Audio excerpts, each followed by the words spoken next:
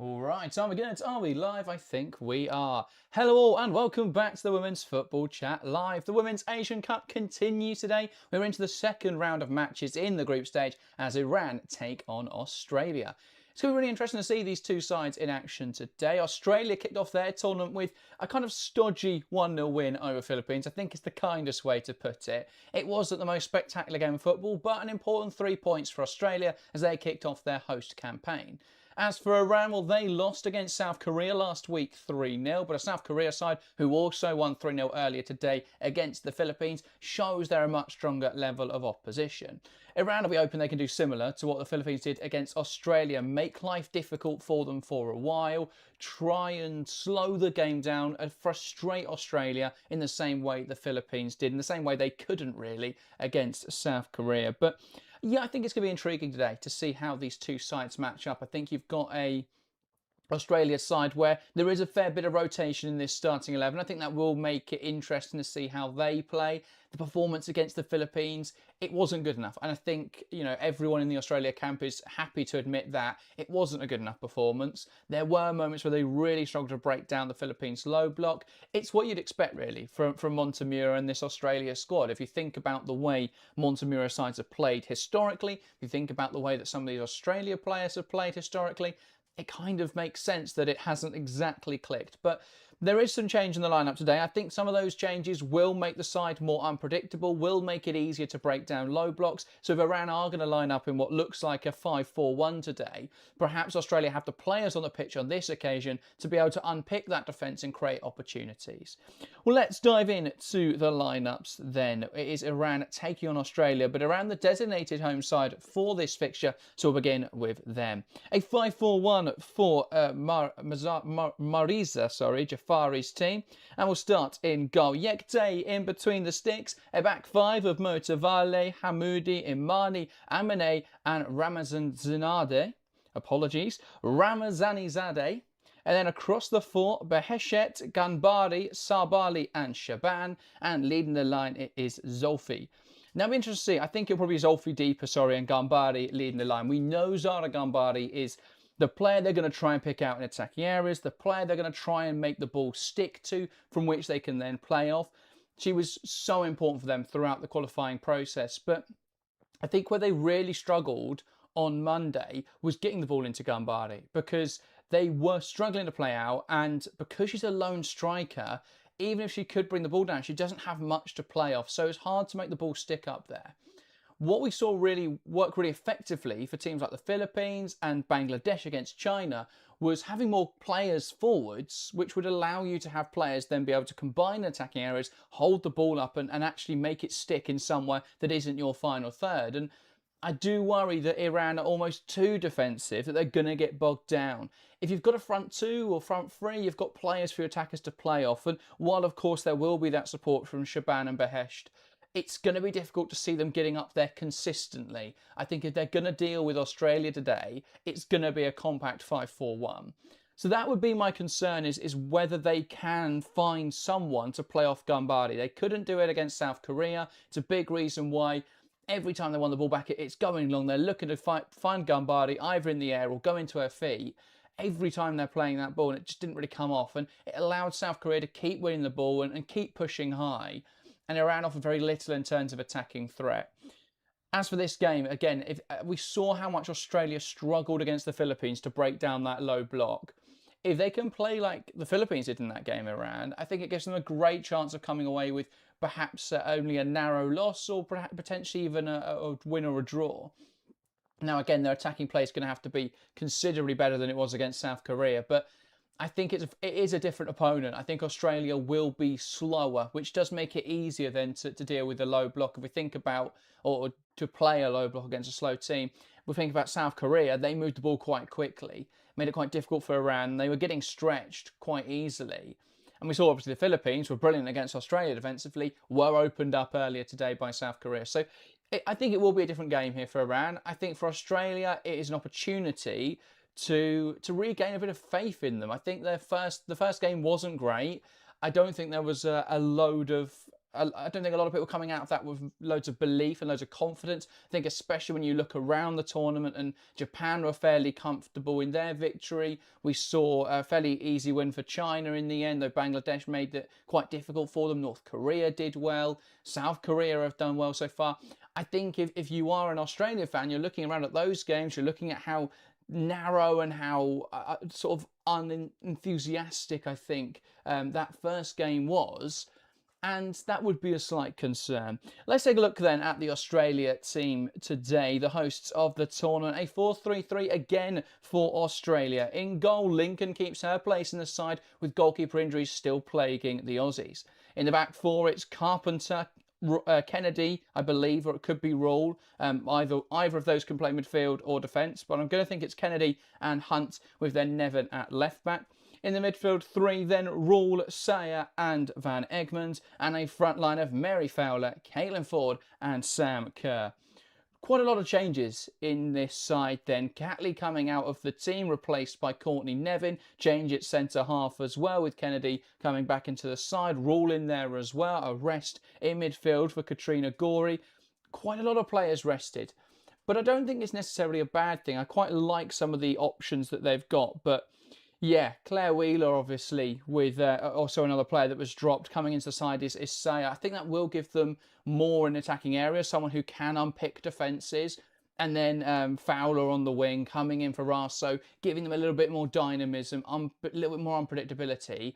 That's really positive for me. So there's a lot to like, I think, about this Australia side. I think the changes that he's made, Montemuro, I think they're quite positive. I think Australia will be more enjoyable to watch today. I think their attack's going to be more dynamic, more interesting to see them play. I think it was quite stodgy against the Philippines, but yeah, I'm a big fan of what they're looking to do today. Backline's going to be interesting. I think, obviously, with no Catley in the side, I think ball progression will be slightly worse, and no Katrina Gorey either, but if they can find the width quite well with Carpenter and Ford, I think that relationship between Carpenter and Fowler will be better than it was between Raso and Carpenter, where what we would see is that Carpenter wants to overlap, but you need then your winger to come inside quite aggressively to allow for the space, and we never really saw that happen.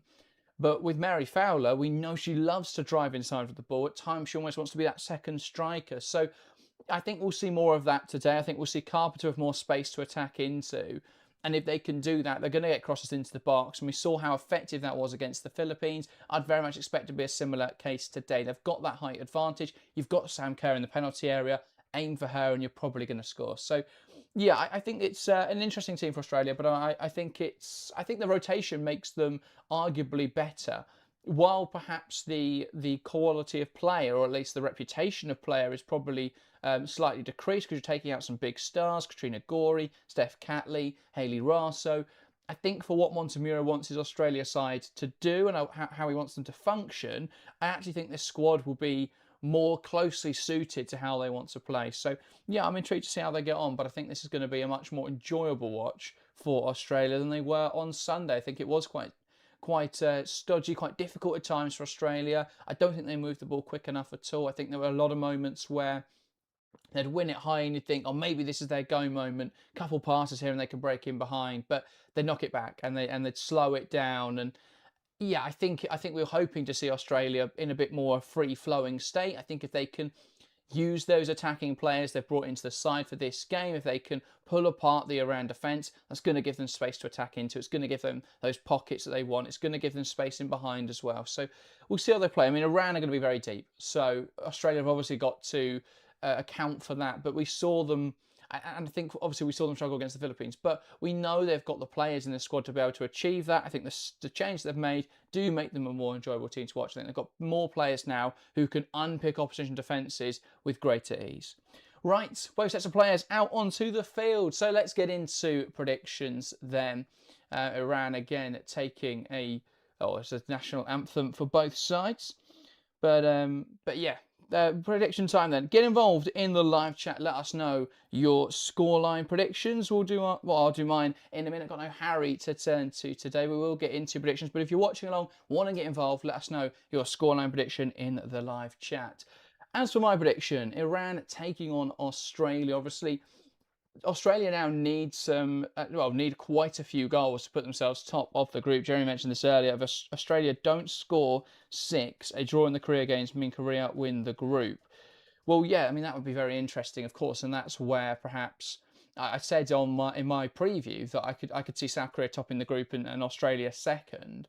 Now, I thought Australia may drop points in another game, and actually they very much could have in the Philippines game, which is where I thought they may pick up a draw.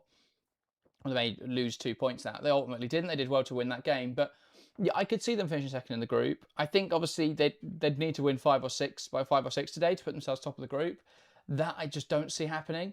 I think Iran are playing defensive for a reason. They will try and make life really difficult for Australia. Now, granted, Australia have the quality to score 5 or 6, and if they're absolutely on it, there's every chance they could do something like that. But no, I think it will be. I think it will be a comfortable win for Australia, but I don't think they're going to get to that high. So I will say Iran 0, Australia 2. I think again. I think today will be a more enjoyable watch. I think they'll create better chances, but I do just think again they probably won't have that clinical finishing touch. I do think it will be a bit more comfortable today for Australia. Lahiru going for 3-0 Australia. Freya saying 4-0 Australia. So quite confident in the live chat in an Australia victory. The poll in chat as well. 81% backing the Matildas, 16% Iran, and 3% for a draw. So, yeah, should be an interesting one as Iran take on Australia. But yeah, I mean, it's a big tournament for Australia. Hosts of the Asian Cup this year, obviously, haven't won the tournament since 2010. Finalists in 2014, finalists in 2018.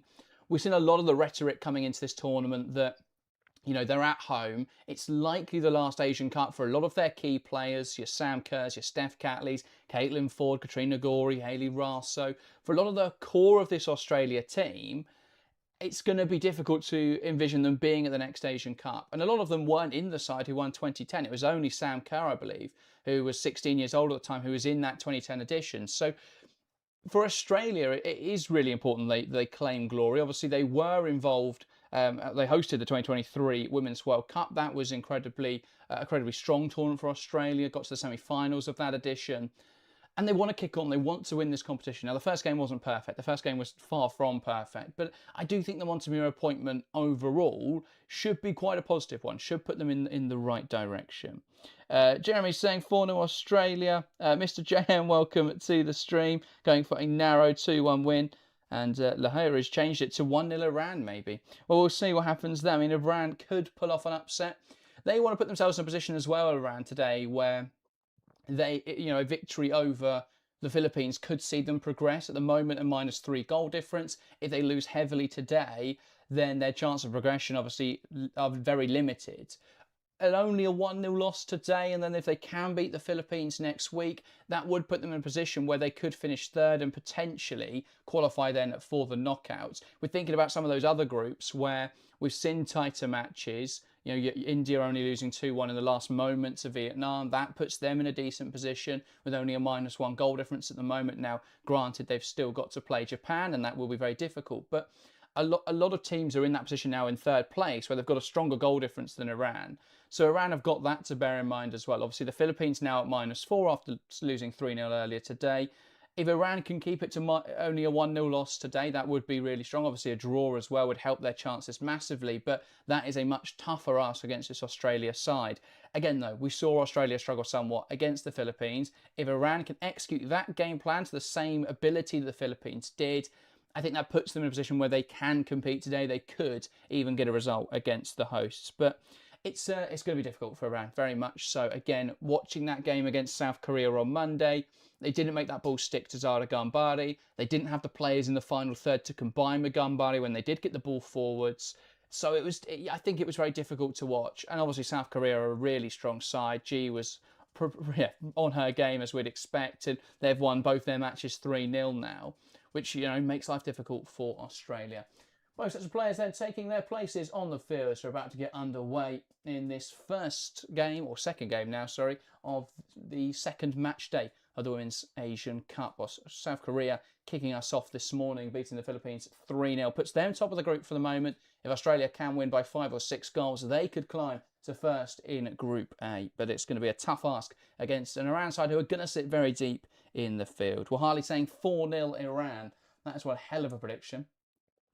If we see Iran win 4-0, we're in for a very surprising early stream. But yeah, we'll see how that one goes. And yeah, quite a lot to look forward to as well over this weekend. That's right, to get underway for Iran versus Australia. Gambari from the middle knocks it back. Are underway in this Asian Cup fixture. Iran taking on Australia. Iran hoping to pick up their first points of the tournament. Australia want to get their second win and put themselves in a position to top the group.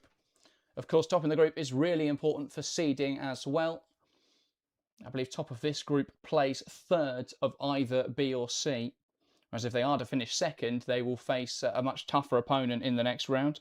Albeit if they do finish second, they will seed on the opposite side of the draw to Japan. So that could be slightly beneficial. But Carpenter on the ball. Australia looking to progress into the Iran half. Across to Hunt now, who finds Ford in the pocket. Back now to Hunt. Tries to go through the lines direct to Kerr. Finds Sayer.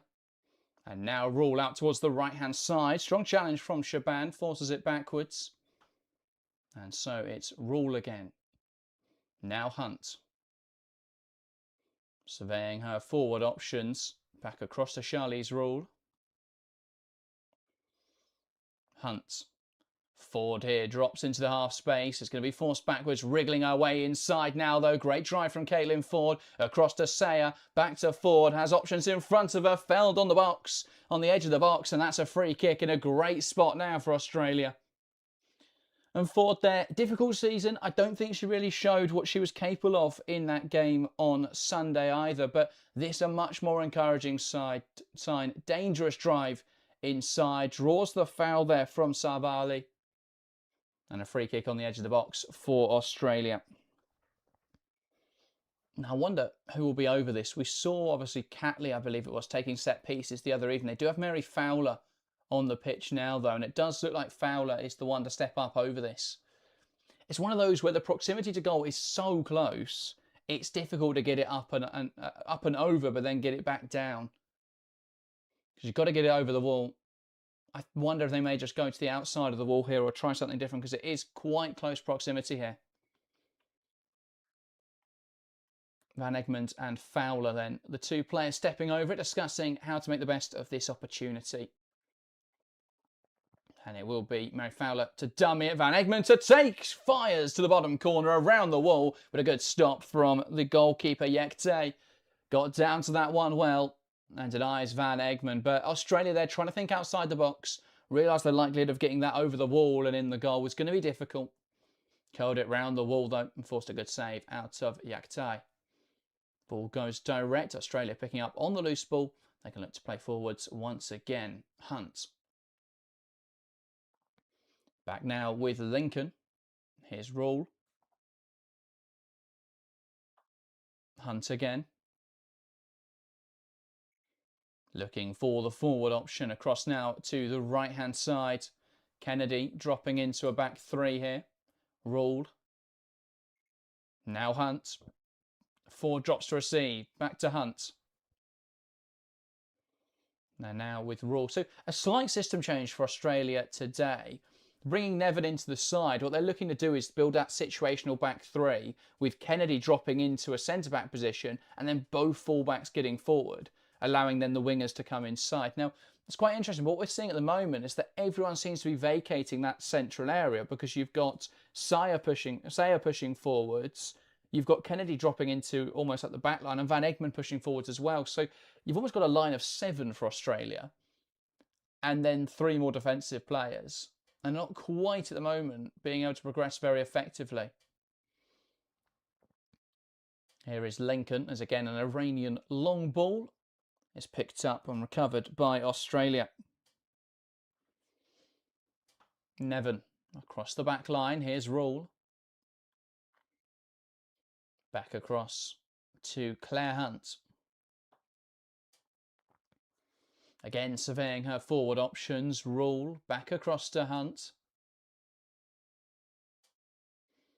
And now Van Egmond coming forwards, looks to the left-hand side. Here's Nevin. Kennedy slotting through the lines, forward trying to drive inside. That's a cleaner challenge on this occasion. Zolfi regaining possession. And that will be an Iran throw-in to follow. But Montemurro already looking slightly frustrated at what he's watching.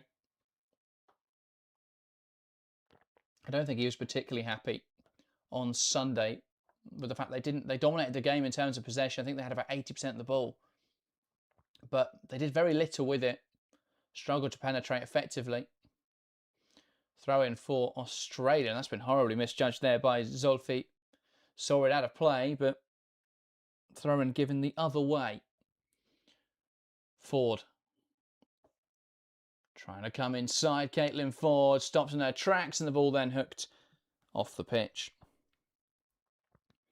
Again, we're just seeing them drop a little bit deeper in this game. Or drop incredibly deep, to be fair, Iran.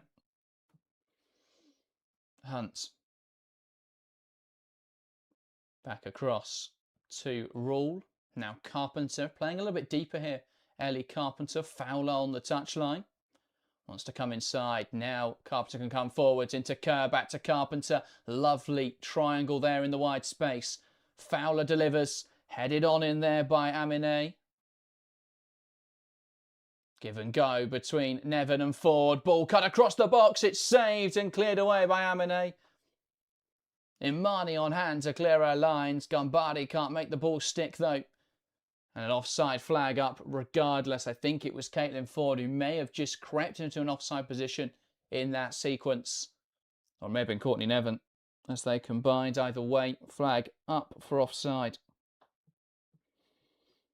That was positive from Australia. We're seeing some of those wide combinations come to fruition. Now we're seeing them link up more effectively in the wide spaces.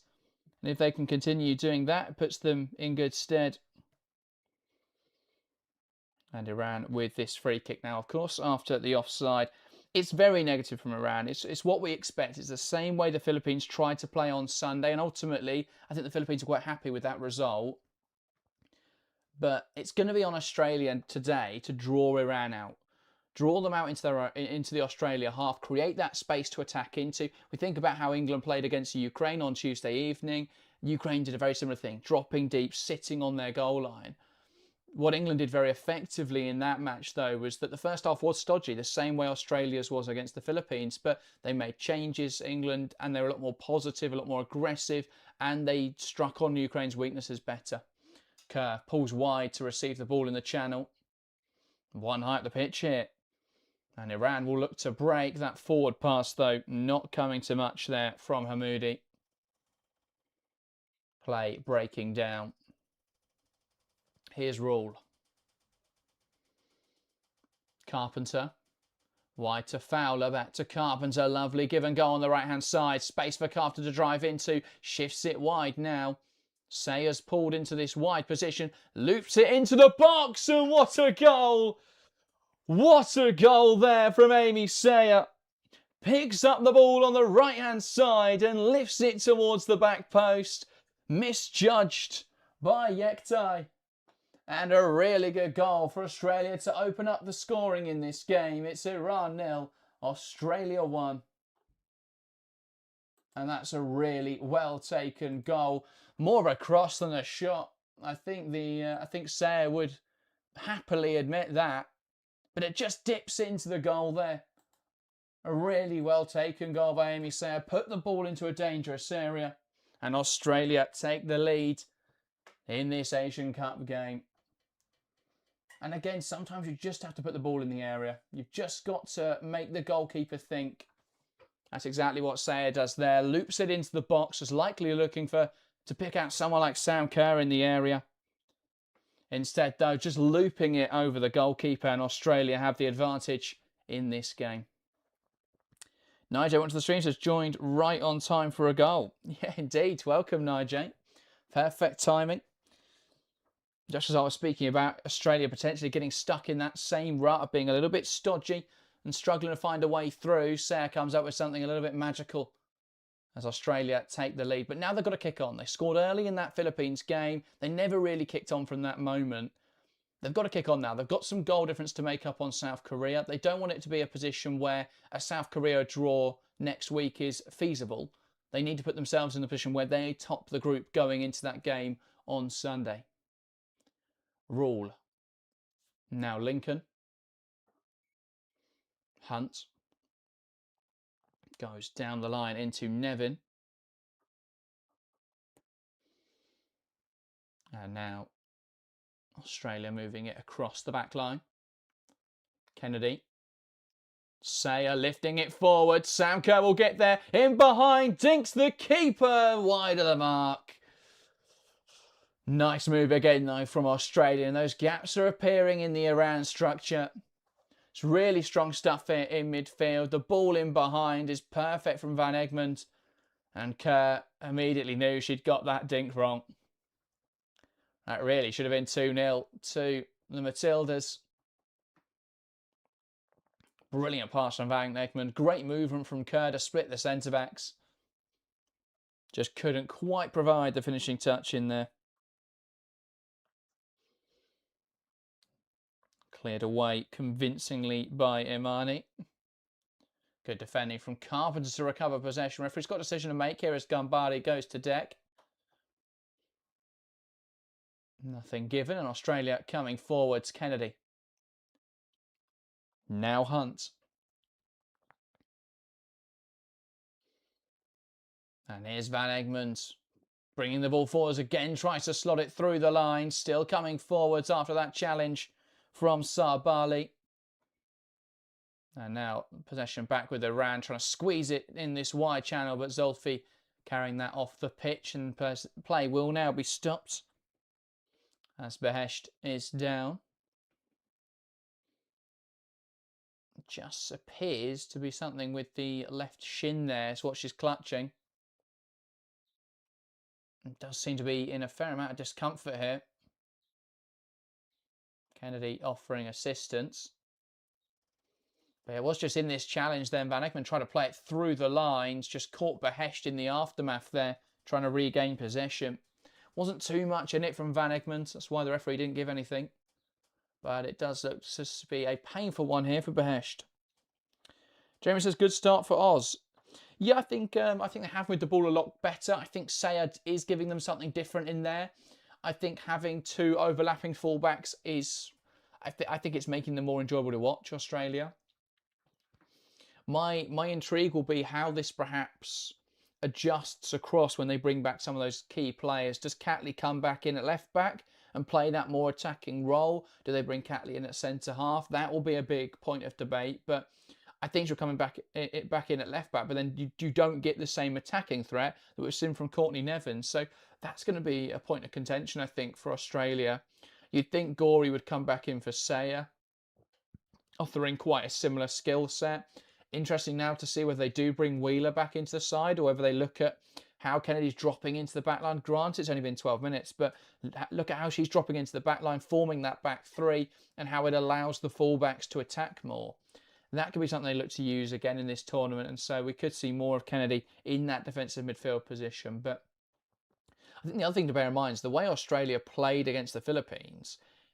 It's not necessarily going to be bad against the top teams, because when we think about what went wrong for them in that game, they'd never really had the space to attack into. But against teams like Japan, against teams like North Korea and China, where those teams are going to try and match Australia in terms of playing quite aggressively, there is going to be more space. There is going to be more space to attack into. There is going to be more space in and around the penalty area for them to be able to create chances.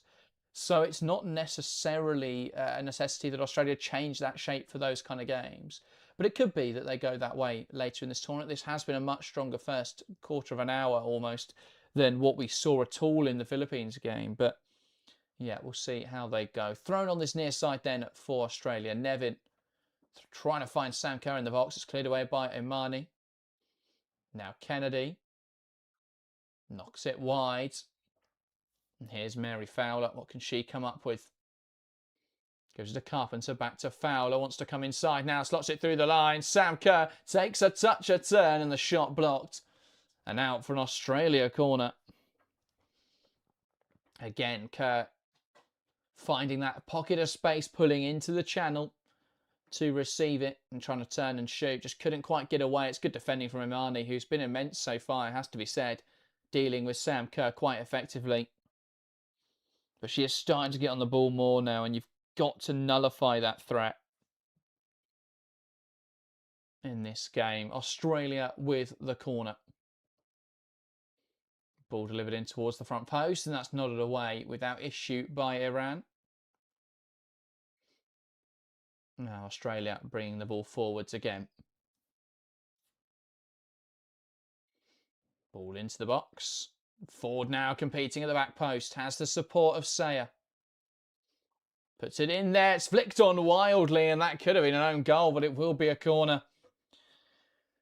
Imani had very little control over where that ball was going. Flicked it over her head and almost dropped in their own goal.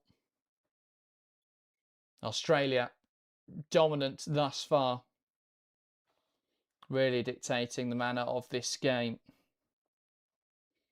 And nothing really going the way of Iran. If we look at the base statistics, 79% of the ball so far for the Matildas. Ball lifted into the area. That's on top of the goal, though, from Australia.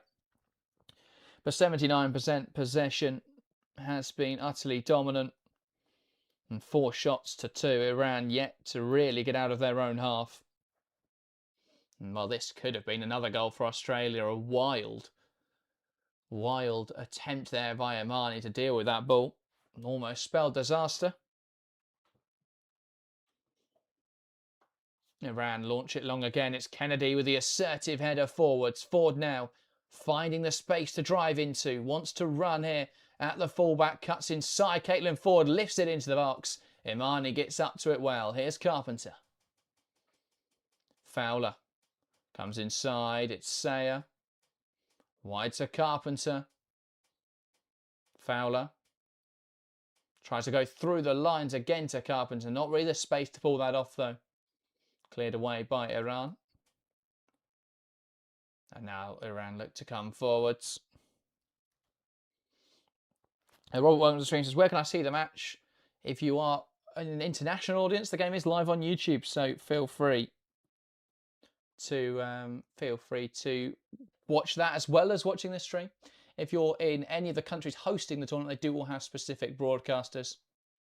If you're in Australia, I believe it is Paramount Plus for this tournament. Kerr touched it on. Here's Caitlin Ford, lashes it home, beats the offside flag and beats the goalkeeper. Lovely link up between Australia's attackers there. Kerr cushions to Ford, who lashes it home, and there is now a conversation about offside, and the flag does go up. We do have VAR in this competition, and they will check this goal, so I won't update the graphic just yet, but let's have a look round. Again, at this moment, I did think initially she may have gone too early, and it does look like she hasn't indeed beat that flag. Just seems to go a little early there, Caitlin Ford. VAR will check it. Again, we're splitting hairs really on this decision. Incredibly tight call. We'll have another look at it as Sam Kerr reverses this around the corner. The angle's horrible, but it does just look like obviously we're going off the sleeves. And yeah, I think the offside decision will remain. So the goal disallowed there for offside, I believe. Well, still apparently being checked. I thought they'd come to a decision there. Ford heading over to the bench. Probably asking whether it's going to be a goal or not, or why they're checking it. But yeah, it does look tight, but I think this will be disallowed. CW says, in every non-Australian Asian country, it's on beIN or Netherlands ESPN3. Otherwise, YouTube. There we go. Thank you, CW, for letting us know. So if anyone's trying to watch the game, that's where to find it. And there we go. Goal is disallowed for offside. Caitlin Ford had just gone into an offside position there, but disappointing. That was a really nice move again from Australia, playing into that central area. The combination between Kerr and Ford, and a really well taken goal by Caitlin Ford. Great decision though from the assistant referee on the far side. Was very much on top of it. I think You know, we spoke on the stream on Tuesday about how the refereeing stand's been a little bit poor at this tournament, but that was a great decision there from the line-out. Reads the game well, and they come to the correct decision. Didn't need VAR, really, but they did double-check it. And so that goal won't stand. It remains Iran 0, Australia 1. Here's Ford. Dispossessed in there by Sabali. That's out for an Australia throw. Kennedy. Now Rule, under pressure, plays it inside. One high up the pitch by Bichette. Bursesh, I believe. But yeah, couldn't make anything happen. It is so tight there. It is the sleeve. Obviously, looking at the sleeves in that moment, because obviously the arm goes quite far out, but it's only the sleeve that gets judged. For just seems to. I mean, again, it's such a tight decision. And there are considerations of reforms of the VAR rule that would have seen that stand. Rule lifting it forwards, nodded forwards by Amy Sayer. And now around going backwards, Imani. Ball knocked down the line, and quick to pounce on it is Mary Fowler. That's out for a throw on the far side.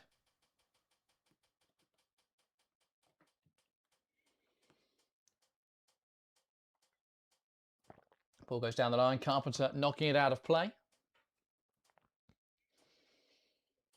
And it's not been quite as dominant as what we saw in the game between Australia and the Philippines. Iran have had more of the ball, but it still has been fairly dominant from Australia.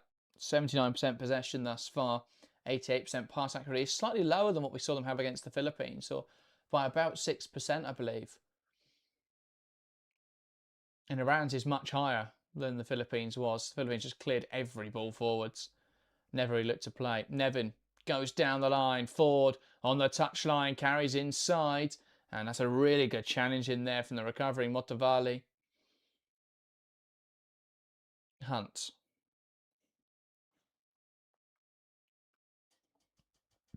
Carpenter plays inside. One back well in there by Sabali. Gambari.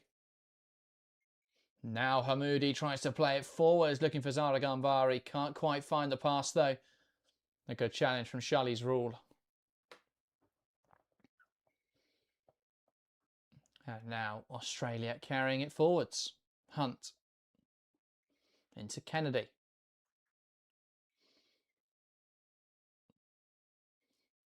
Plays it across to Nevin here, who's inverted into midfield. Rule. Sayer. Wide now to Fowler, who goes down the line. Carpenter gives chase. Knocked out of play there by Shaban. Fowler tries to slip it through towards Sayer. Doesn't quite come off. And then cleared forwards by the Iranian defence. Ball knocked wide here. Ford. Van Egmond back to Ford. Van Egmond tries to flick it on. Doesn't quite come off again. Kennedy. Spreading the play now into Carpenter. Knocks it down the line. Fowler. Drilling it in. Cleared away again by Imani. James says much more entertaining game. Yeah, I think, again, there's two very different things. I think Iran's shape isn't quite as disciplined as the Philippines, but I think also that Australia are playing a much more free-flowing, much more fluid style of play. I think bringing players like Fowler, bringing players like Sayer into the side, Courtney Nevin even at left-back, it's given them something different. Fowler trying to loop the ball in there, headed down, falls now for Nevin, who can't quite adjust her feet. And it's cleared away well, again, this time by Aminé. But yeah, I think just the way Australia are playing today, what we're seeing is that midfield is a little bit more fluid, a little bit more dynamic. At times we're seeing Van Egmond pull to the right-hand side to combine. At times we're seeing Sayer pull to that side to combine. It does just make it difficult for Iran then to complete their marking assignments, because you've got players moving around quite frequently. And what we're seeing is that particularly Amy Sayer is getting a lot of space, being able to drift into pockets. Here's Carpenter, wide again to Sayer. Ball into the area, headed away convincingly. And then Australia trying to put the ball back in there, and that's misplaced. But yeah, it's Rama Zanizade who got to that one and headed it away.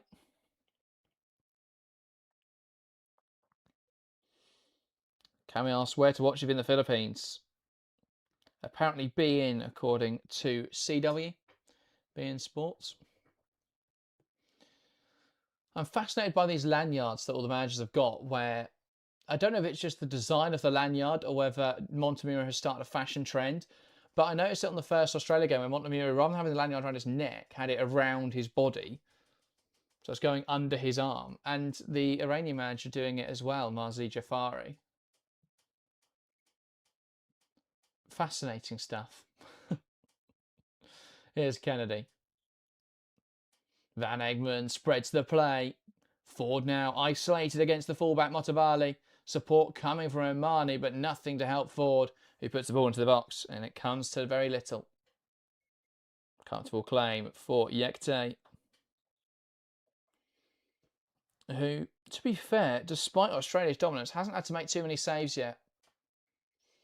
Had a good early save to Van Egmond from a free kick. Apart from that, though, I can't recall anything spectacular.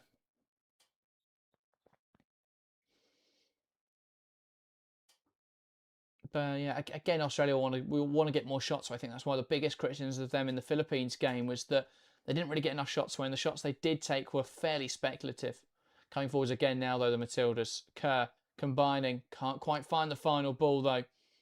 Kennedy stepping up. Assertive play there from the midfielder.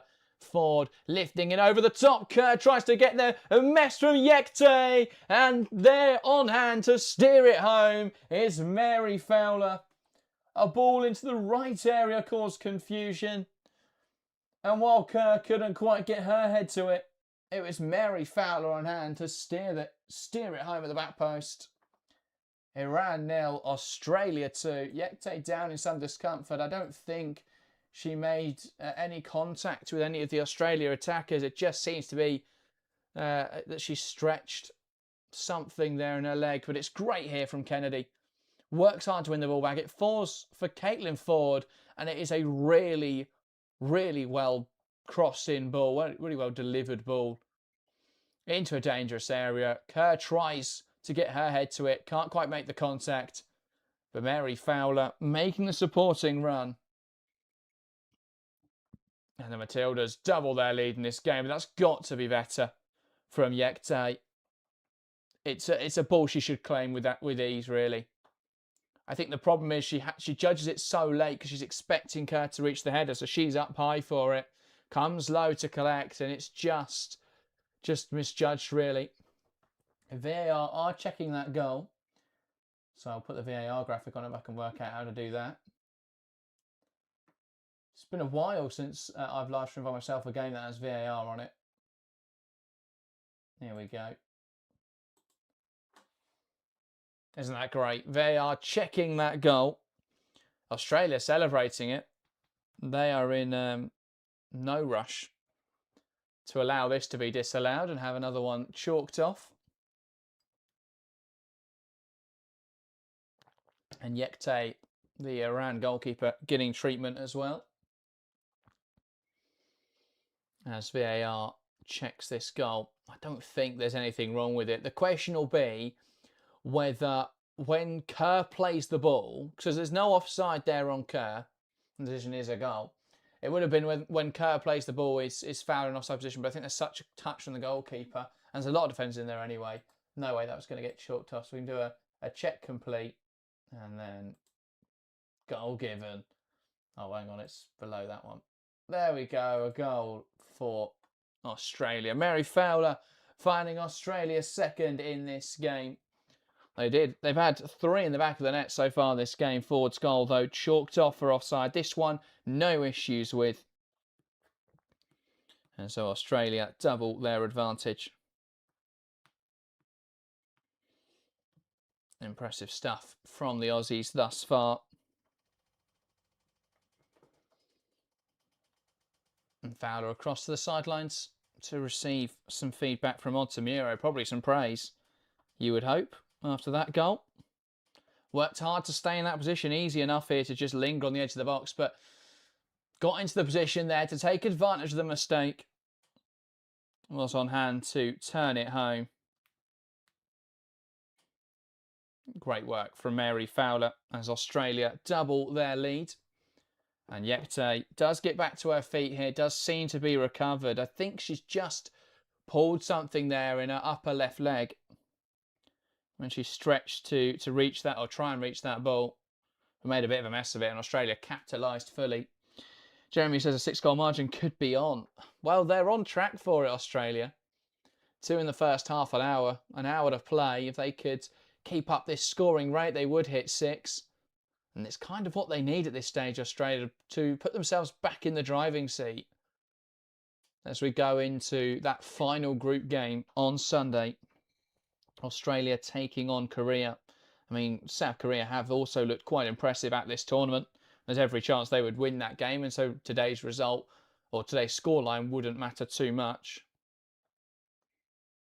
And I think they're now checking this goal. They did a VAR check complete. They are now checking the goal. Again, I've never seen such a lengthy delay. Obviously, we had the injury in there as well, but I don't think the VAR use at this tournament has been particularly swift. But I believe this will stand. Oh, and they've now got an issue with the communications devices, have the officials. So a further delay in this game. Mary Fowler scored 5 minutes ago. But there we go. Hopefully, the delay won't be much longer. You'd think they would have realised this, and they could have been doing they could have been fixing their communications while Yekte was down. But alas, that isn't the case. Passionate and loud fans of the Matildas there. I've panned to on the camera, celebrating that goal. And as we have this delay, let's look back at some of the goals from earlier in this game. Amy Sayer with that delicious ball into the penalty area, looping its way over Yekte and dropping into the back post. Tidy stuff. And this, the goal to double their advantage. Ford lifting it in there. Kerr couldn't quite get her head to it, but a mistake from Yekte. And a perfect reaction from Mary Fowler to prod it home. Iran now coming forwards. Great reaction there from Carpenter. Ford. Here's Van Egmond. Pokes it through the lines. Carpenter gets there. Cuts it back. Is anyone on hand to turn it home? Not quite. Imane slashing it away.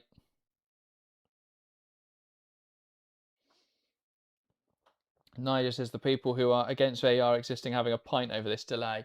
Well, to be fair, yeah, it wasn't VAR for that one. VAR was pretty bad though in the game against, was it China-Bangladesh game where there was just such a lot. I mean, that had stoppages anyway because of the way that Bangladesh played the game. But I feel like I saw a VAR check earlier this tournament that just took so long. It might have been the Australia-Philippines game actually for one of the goals. But yeah, VAR has been quite long at this tournament. Throw in on the far side for Iran. Shaban launching up the line. Kerr, Van Egmond, Fowler. Knocking it back. Here's Hunt. Plays wide to Nevin. Down the line now looking for Sayer. Ball into the area. Pushed away. Chance now for Caitlin Ford, whose shot is blocked. And that's out for an Australian throw again. Carpenter. Ford spins well. Again looks to cut it back. Cleared away by Hamoudi. Halo up to the stream says, I'm late. Let's go Australia. Well, they've had a good start to this game. You've already missed 2 goals though, Halo. Hunt switching to the play. Kept on well by Fowler. Ball in. Kerr wins the header. No reaction immediately though. Van Egmond nods it down. Kerr touched it back. Alana Kennedy slashes it home. And Australia are in flow state here. Iran 0, Australia 3. And it's starting to get a little bit comprehensive, a little bit silly here in this game. Australia taking control. And after a stodgy performance in front of goal in their opener, well, they're having no such issues scoring tonight. Well, this morning, I don't know what I'm saying tonight. It's 9 a.m. here. But it's just not dealt with by Iran. Nodded down there by Sam Kerr, and Alana Kennedy getting in on the act. And VAR is back again to have a check. And it's a really well taken effort by Kennedy. Slices it well. And goes back across the goal to make life incredibly difficult for Yektai, who was left a little bit stranded there by her defence. VAR check is swift and the game restarts. Sayer.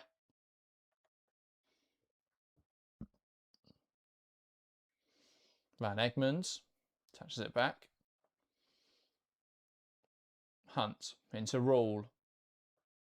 Wide now to Amy Sayer, who's going to look to make something happen here. Combines with Ford. Ball in from Rule, and that just in front of all the Australian attackers. And Yektai can come and claim it. Jeremy says Iran's defence is all over the place. Yeah, it's quite open. It is quite open now. Iran's team, again, they were so deep against South Korea that you almost put yourself too deep where you have no outlet and they're just constantly under pressure. Great block there from Imani. Keeps it in play as well, but it will go now for a Iran throw. Praveen says, I'm still waiting for a competitive game. Can we skip the group stage? We had some competitive matches yesterday. Vietnam-India was incredibly competitive. India almost pulled off the upset there and got a draw in that game, but a last-minute winner from Vietnam made the difference. And to be fair, Japan weren't as comprehensive as you'd expect against Chinese Taipei. Shot it from Carpenter. Tipped round the post really well by Yektai. I think she saw that coming quite late. Struck with venom from range here from Ellie Carpenter. But Yektai does enough to scurry across her goal and get down to it and just tip it around the far post. There's Australia probing for that fourth. But no, and also we've got some I think what will be some very close games next week. Ball in, header now from Rule is blocked away. Nevin, and that's cleared. But yeah, next week we have all the pot 1 versus pot 2 fixtures.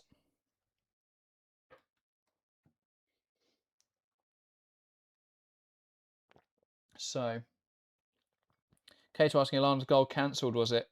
No, Kennedy's goal stands. It was Ford's goal early in this game, which was chalked off.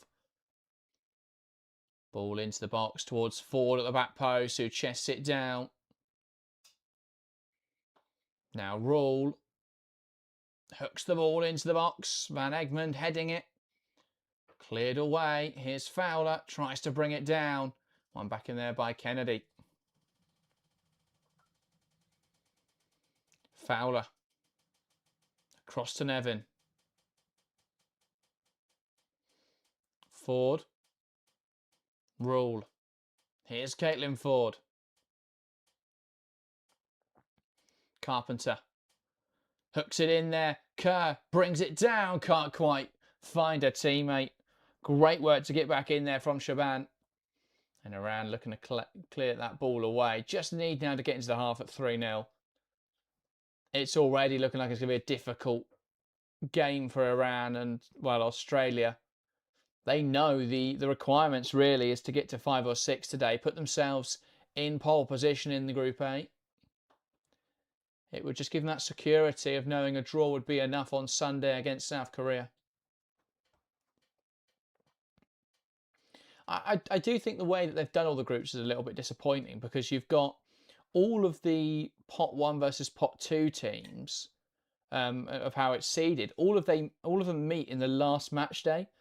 So what we've ended up with is that we don't have any big teams really that have ground to make up. Because say Australia versus South Korea had been the first game of the tournament, one or both of those sides would have dropped points, while we would have had a situation where one of Iran or the Philippines would have claimed some points. In which case, then you go into match day 2, and whichever of those big sides has dropped points is suddenly in a very tough position. Carpenter looking for Kerr, will fall the back post of Ford. And how on earth has Caitlin Ford missed that?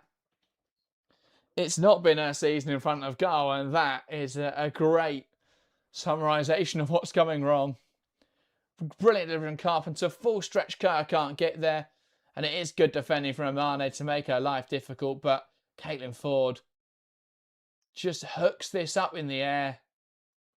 Just had to keep it low. And that should have been 4, really, for Australia.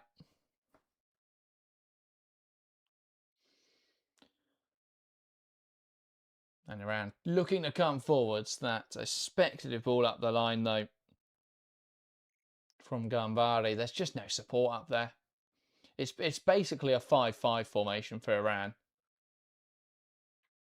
In fact, now it looks more like a 7-3. Ball over the top. Here is Ford on the right-hand side now. Carpenter. Ball through the lines for Roll. Ford. Shifts it to Carpenter, cleared away. It's just struggling there and Ford to find some space. Good work from Zolfi. Now says Ford can't even shake the finishing itis for her country. No, she did score against Asfara Bat, but I'm not sure how much impact that has on your confidence. But yeah, we have seen them. Ford's had a tough season. Change now coming for Iran, and it's going to be a change in the back line. Ramit Zanazadeh has been replaced by Pasandide in the back line. Then an early change just before the break. Fairly uncommon changes in the first half, especially ones that don't have any injury attached to them. Hunt. Nevin. Trying to slip it through the lines again, cleared away. Here's Courtney Nevin. Fowler shimmies inside, lifts it towards the back post. Ford heading into the box. Good claim there from Yekte, who just got on top of Sam Kerr really and made that claim. You don't want them to score almost a carbon copy of the goal on the opening game of the season.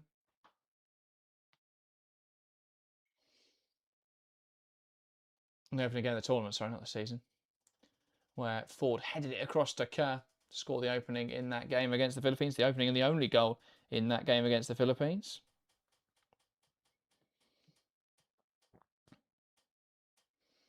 Australia in possession. Hunt. Across to Rule, who tries to slip it through the lines. Cleared away well, though. Here is Nevin. Knocks it wide to Fowler. Ball into the area. Shot now. Whistling past the post from Sayer. Should have hit the target with that one. It was a difficult one to redirect quickly. But still, would have wanted to hit the target. Just whistling past the post. Another nice move, though, from Australia. Just couldn't quite cap this one off with a goal.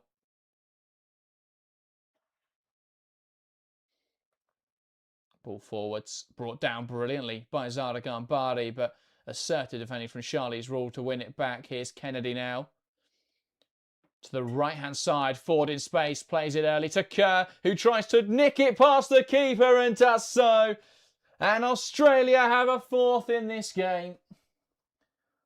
Lovely work down the right-hand side. Ford held the width well, played the pass at the right time for Sam Kerr.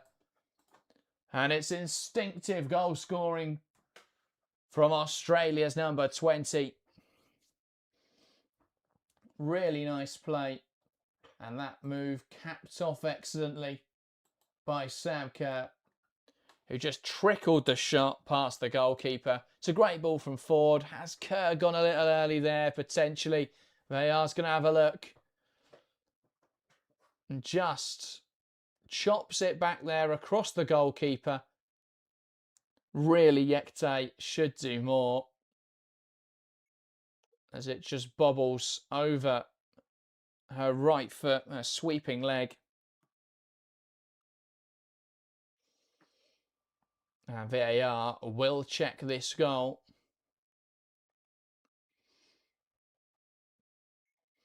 As Sam Kerr adds to her tally in this tournament, her second of the competition, as she'll be hoping for the golden boot on home soil.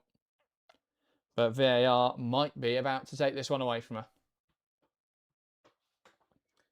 Let's find the VAR graphics again.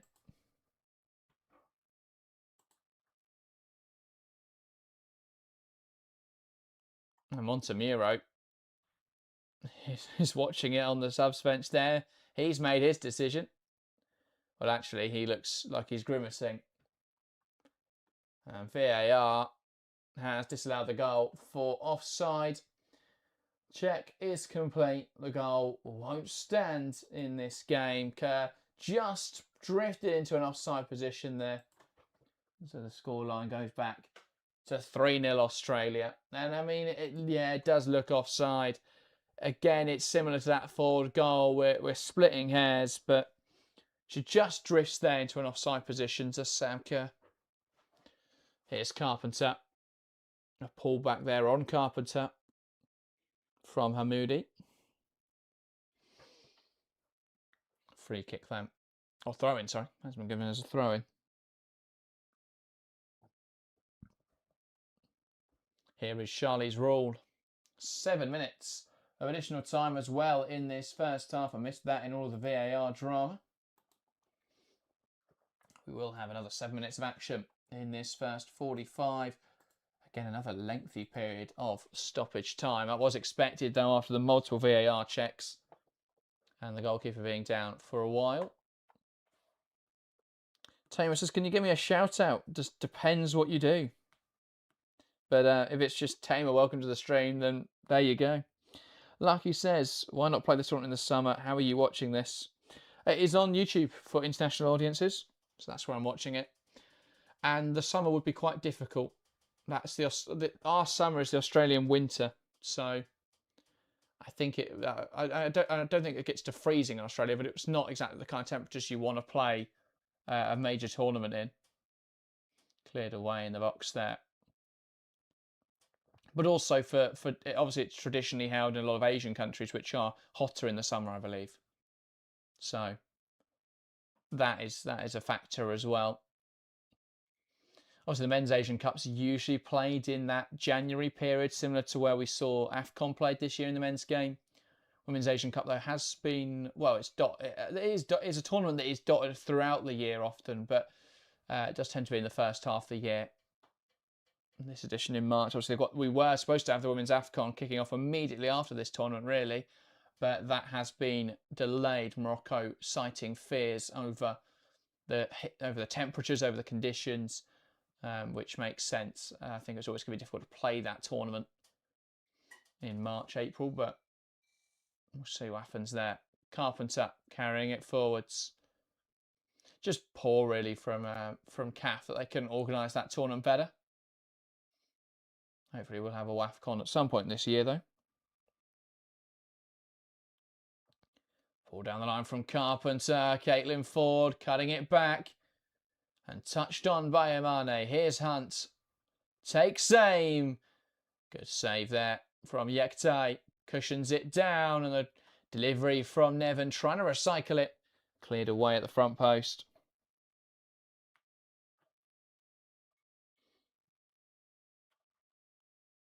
Sidor says India hosts in 2022, so just a matter of host. Yeah, I mean, absolutely. Obviously, having it in Australia means it would be difficult to play in the summer, but it does tend to be in the first half of the year. Fowler floating towards the back post, header towards goal, over the bar. And that a well worked move again on this corner from Australia, isolating Kerr. Iran had a few players around her, but They could do little to stop her heading towards goal. Did do enough to put her off though, and she heads over the bar.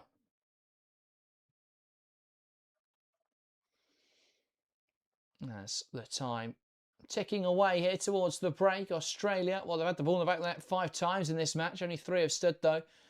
Out towards the right-hand side again. Ford cuts it in the box. Kerr at full stretch makes the contact, but it goes wide. Was difficult with the power on that one to redirect it accurately. Nice move from Australia. Ford cuts it across and Kerr's unlucky not to put that one in the back of the net.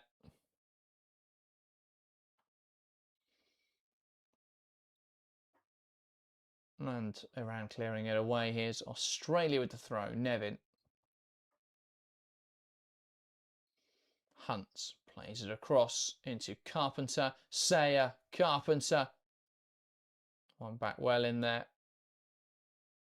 One high again though by Kennedy. Iran really struggling to play out. Nevin hooks the ball in the box. Punched away by Yektai. And then cleared by Shaban. Fowler. And cleared away again. Australia just not quite able to find that 4th goal. That final ball to score another. Carpenter. Here's Amy Sayer.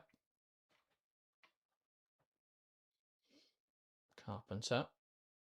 Wide now with Ford. And that nod on there from Van Egmond. Sending it wide and seen how to play well by Motabali.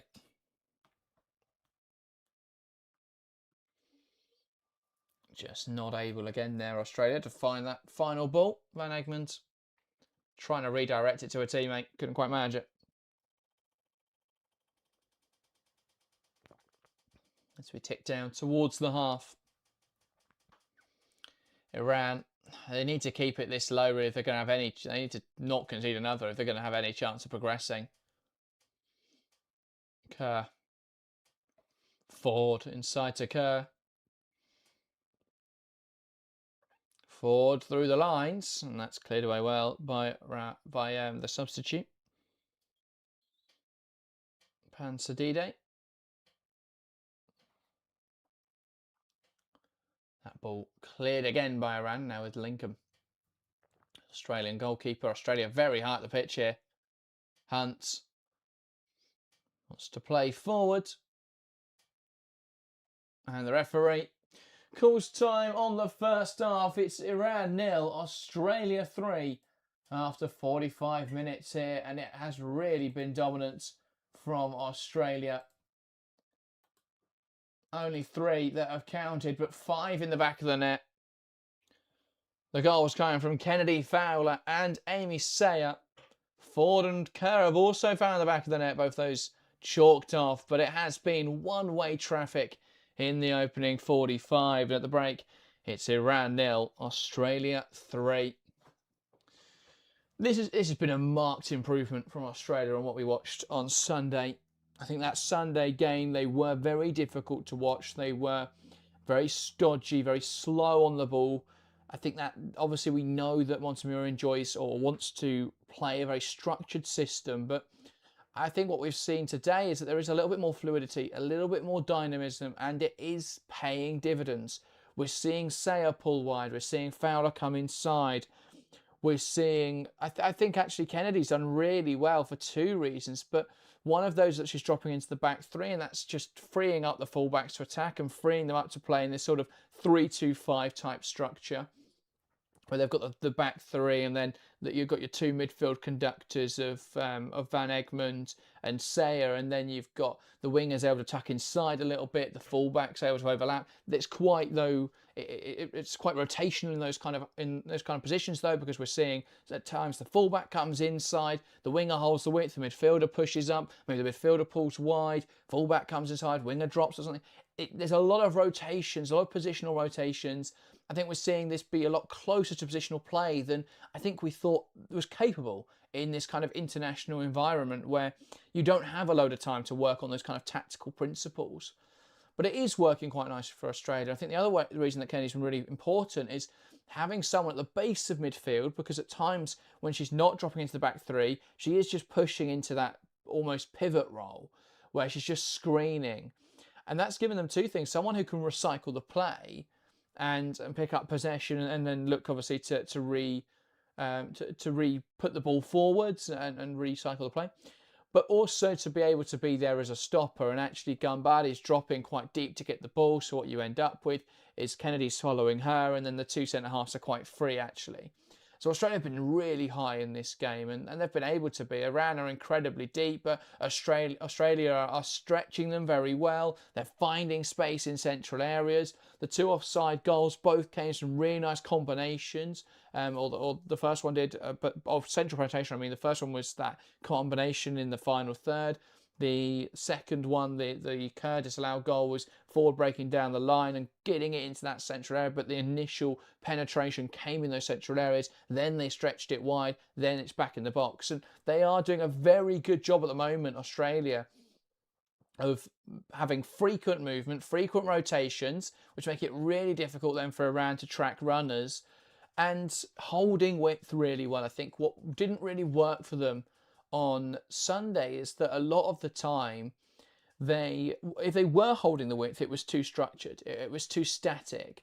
But in this game, there's a lot of rotations in those kind of roles that we're actually seeing on Australia's side that look a lot more fluid and a lot more enjoyable to watch. And it could have been a much more comprehensive half-time score than 3-0. Again, they had opportunities to really, I think, put Iran to the sword. They've had two disallowed goals for offside. Kerr almost redirected a forward cross into the goal. Caitlin Ford probably should have scored herself. It's been a first half where there have been those moments where they really could have killed Iran's confidence going into the second half. They have been the stronger side. Calais says this Kennedy performance. Wow. Jeremy says, I agree. Much better from Oz today.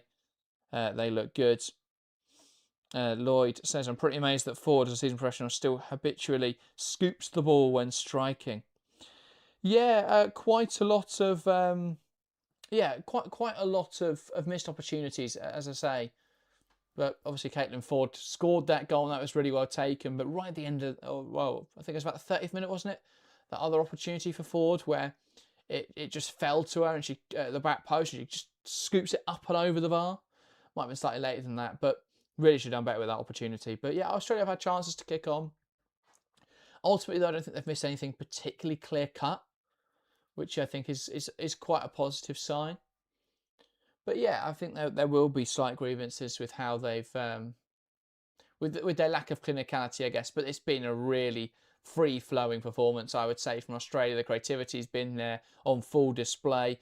Just a slight mistiming on two offsides has denied it from being a lot more comprehensive. So yeah, I think it's been a really strong performance. I think Montemurro will be very pleased to see those principles that he's been working on starting to come to fruition. And again, those rotations between players in wide areas, there does seem to be a more instinctive understanding of roles now, of the functions that they're performing in this system.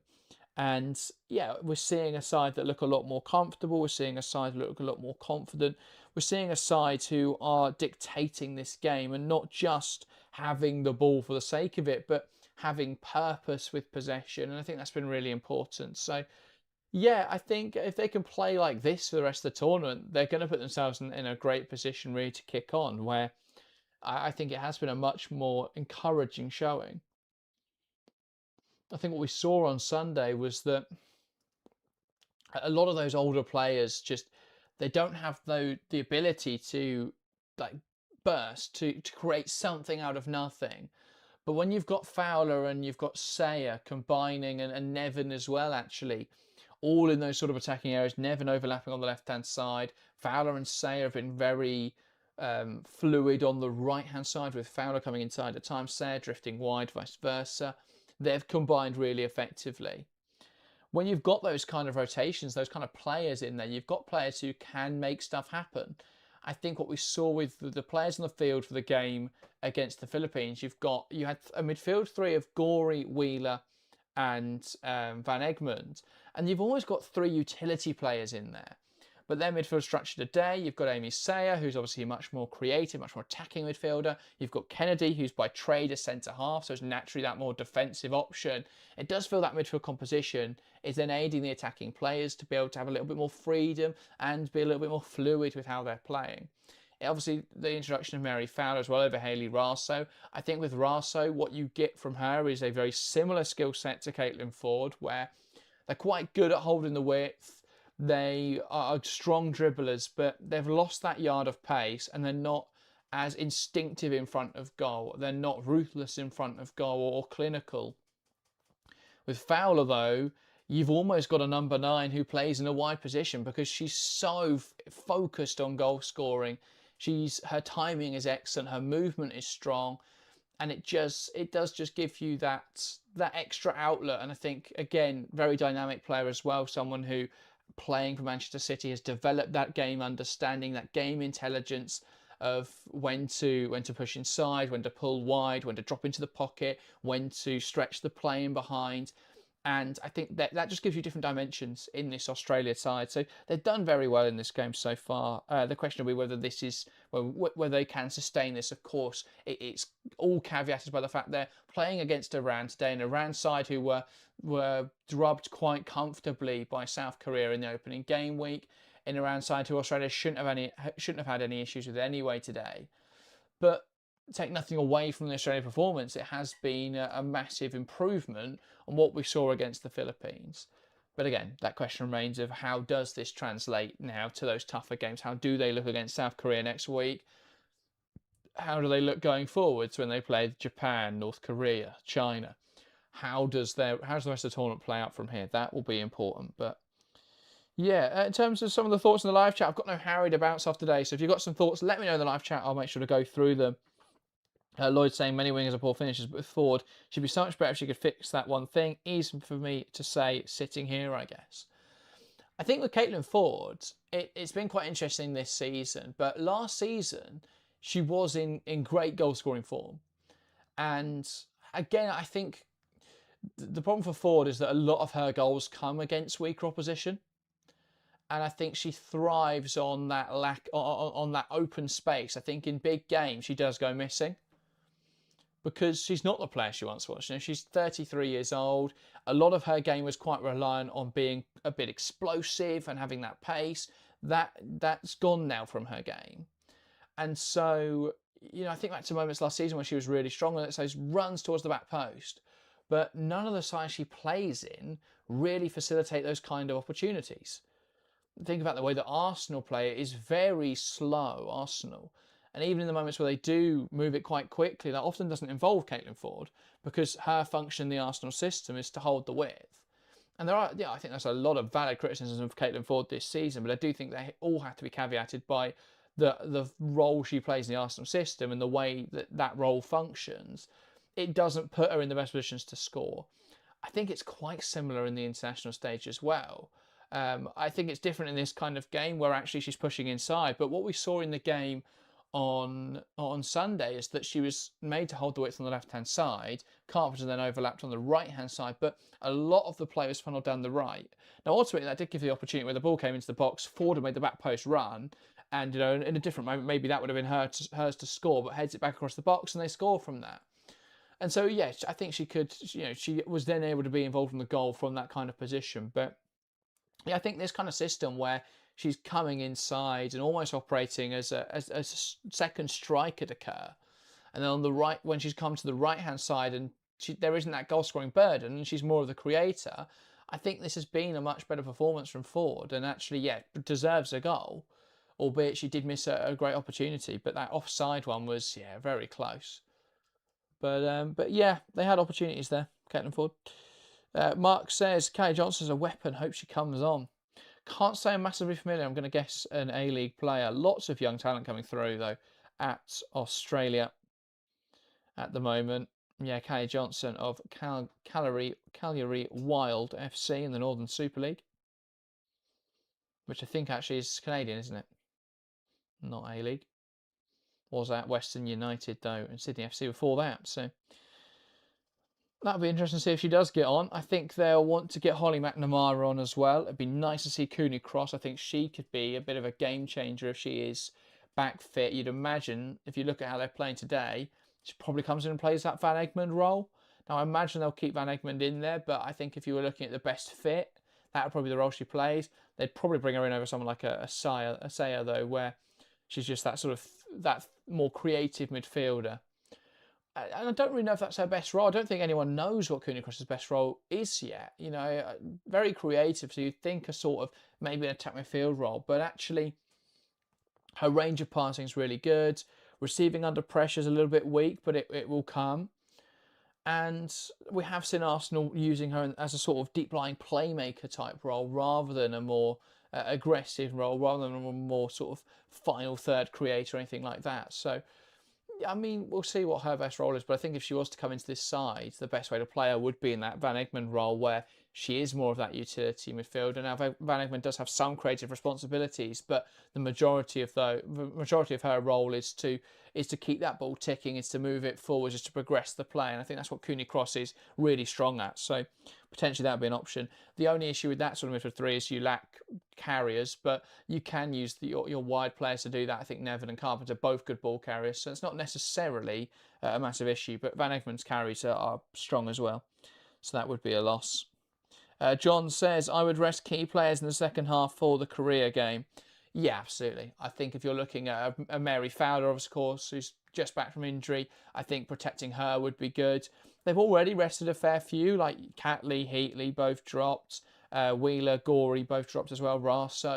So yeah, they've rested quite a few, which I think is smart. Equally, I think they should play this team against Korea. This has been a much more enjoyable performance, and of course, obviously, they've got some big players on their bench, and maybe bring a few back. But I wouldn't bring them all back. I wouldn't start the team that played against the Philippines.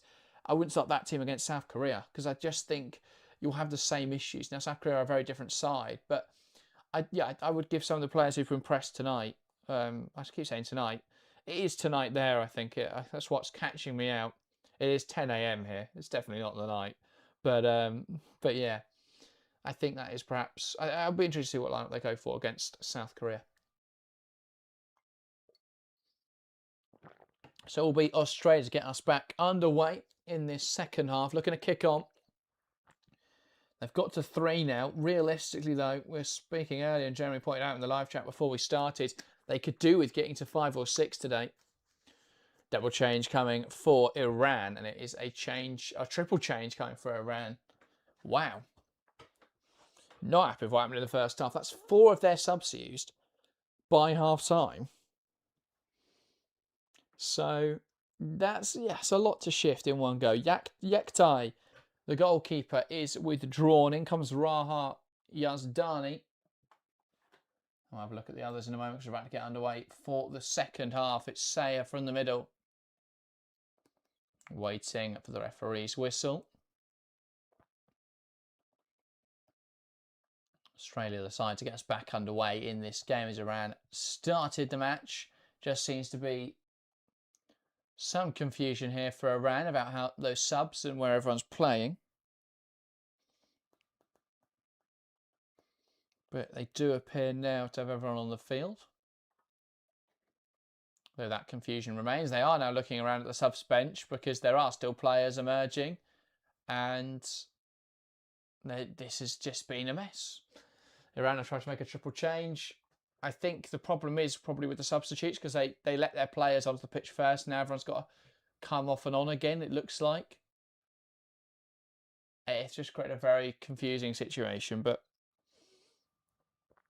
Raha Yazdani then is the only sub that we know of so far. But there does appear to be 2 others on the pitch. I think it's defender Gulnesh Koshravi. Not sure on the other change though for Iran. There seems to be some discussion here about what the delay is for. As the referee points over at the subs bench, and it is now an Iranian player re-entering the fray. So Hamoudi appears from the tunnel. And we can get the game underway. I think it was just the referee realising Iran only had 10 on the pitch. They do now have 11. And so we can get back underway in this AFC Women's Asian Cup fixture. And now Hamoudi stops to do her laces, I think, just allowing the players, and the referee's fuming. Because she's already delayed the game here, Hamoudi, by not coming out at the right time. And now she's doing her laces up. Incredible stuff here at the Women's Asian Cup. You don't get this in every game, do you? Now, though, we are ready to get back underway. It's Saya from the middle, knocks it back. And Australia get us restarted in this game. Iran 0, Australia 3. And Iran have taken an extra long half time. Will it pay dividends? Are they in a position now to compete? Will a triple change may help them towards that goal? And we'll have a look at who those substitutes are in just a moment. Once they've had that chance to register who's actually on and off. So the ball's cleared away. So it may have just been that double then of Kushravi and Yazdani, the goalkeeper and defender. Of course, then withdrawn are the goalkeeper Yektai and Zulfi. So I think it's a shape change, or potentially pushing someone high up the pitch then. Fowler shimmying inside. Say around the corner, cleared away. Of call of handball and a penalty awarded to Australia. And I'm not sure how much the referee saw of that one. Koshravi, the substitute, adamant it didn't hit her hand. And they're trying to point out that it couldn't have possibly been her hand for some reason. VAR will check it. Koshravi, furious. So she cushions it, she cushions it with her left foot up into her right hand. Now, normally this, if it hits the body and comes up into the hand, it's not given. But I'm not sure on the ruling where it hits, where you kick it into your own hand. I think this will be given as a penalty. If Harry was here, he'd know. But referee is headed over to the monitor. So I think the ruling, if it hits your body up into your hand, is what we'll see this not given as a penalty. Again, not 100% on the rules there. Because it being the foot, I think, does change it, in my opinion. Because she kicks it quite deliberately. You know, often that rule is so if it sort of hits your body and rolls onto your arm, it's not a penalty because that's quite unavoidable. But there, she's kicked it up onto her own arm would be my argument. But I think because it makes contact with the body and then comes up into the arm, I don't think they're going to give this. Referee emerging from the monitor. And a wave of the arms to signal that won't be a penalty. Koshravi with a rather sassy remark to the referee. Signalling her frustration. That was even awarded in the first place. And Montemuro, disgruntled, he wanted a penalty there to allow his side to take a stronger advantage in this game.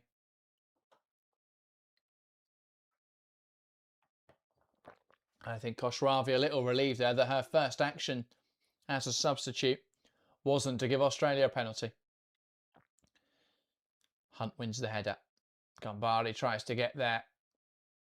Lovely link up here on the left-hand side between Gambari and Behesht. Shaban crosses it in, headed away by Hunt. I'm back in there by Australia. Saya. Van Egmond. Paul Cavalek says the VAR is very annoying in this game. It's been quite long. That one was quite a short check in my opinion though. I don't think it's been too, but I think they've got all the decisions right, which is ultimately what we want, isn't it? You know, without that, we'd have had an extra 2 goals for Australia, probably. When you consider the penalty in the earlier goal, obviously Ford's one was disallowed for offside on field. Kerr's one, though, wasn't given, I don't think, on field. I think it was only the VAR review which awarded that as offside. Carpenter takes aim from range. Good save again there from Yazdani. But yeah, I think, again, there's always those debates around VAR, isn't there?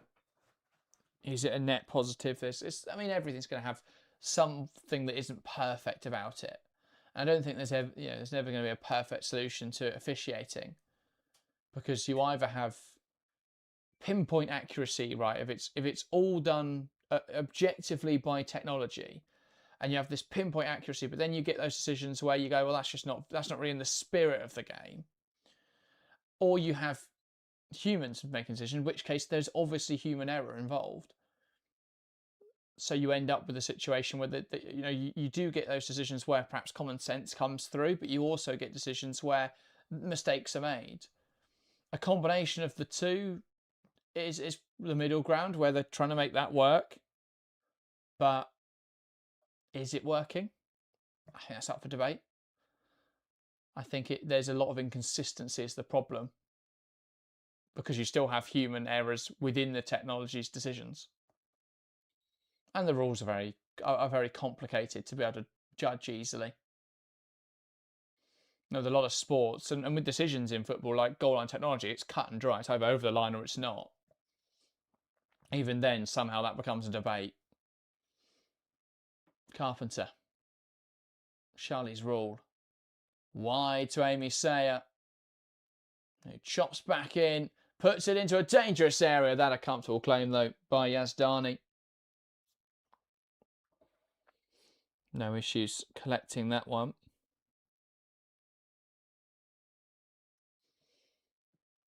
And Australia receiving this long goal kick from Iran. And great pressure there from Gambari, wins the ball back, and I think then he's brought down. And a yellow card awarded to Charlie's rule. Great work there from Zara Gambari, who did well there to just pounce on the indecision between Kennedy and Rule. Looked to break away, and Charlie's Rule bringing her down. Free kick now for Iran.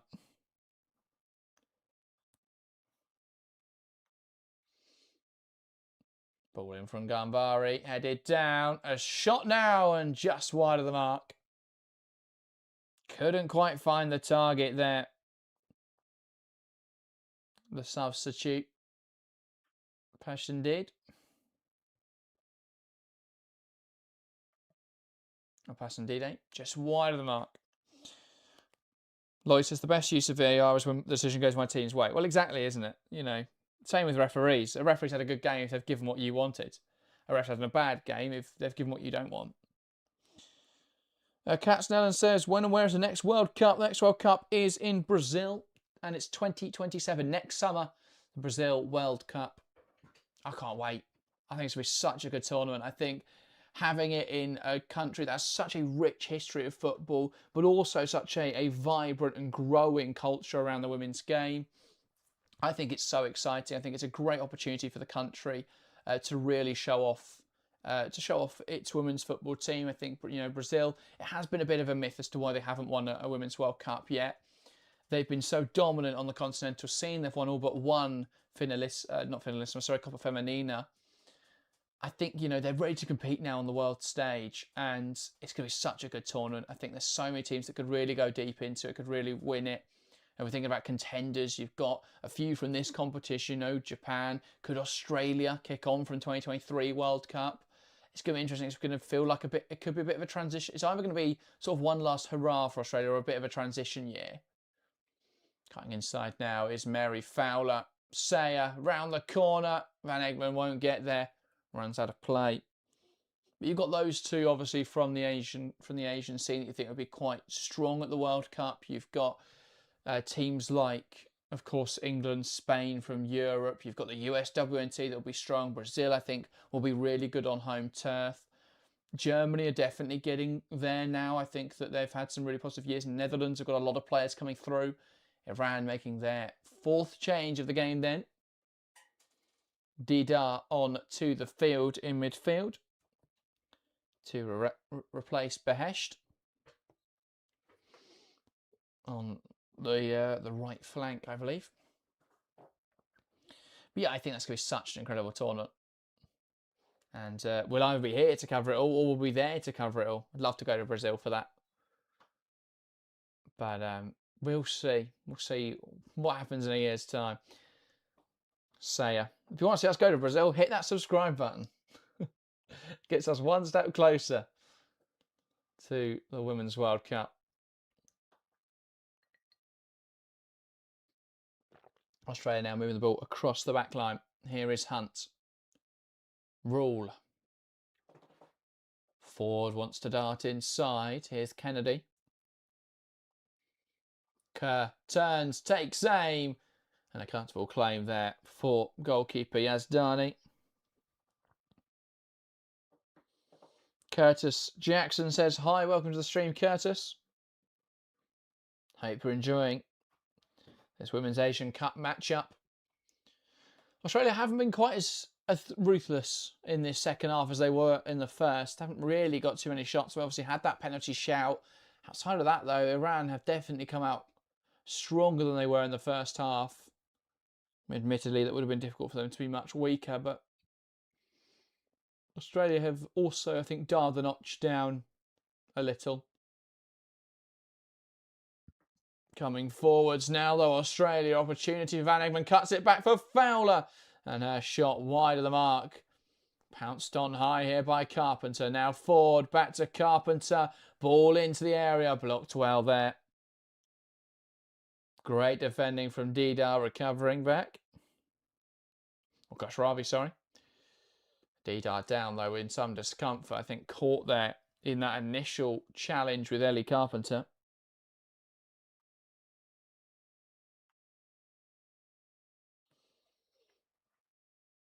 And so she will, I think, require treatment. Just really collided on the edge of the box here as Carpenter pounced. A nice combination between Ford and Carpenter.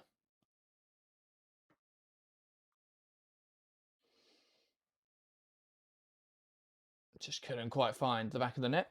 Oh, well, there's a good block to deny the cross. But a corner now. And what can Australia make happen? Well, treatment still being required here for Dida, who's only substituted on a few minutes ago.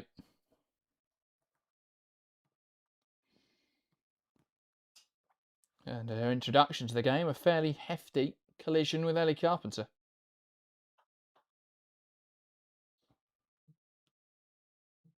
And so Dida does seem to be okay to continue. He's being helped off the field for the moment, though.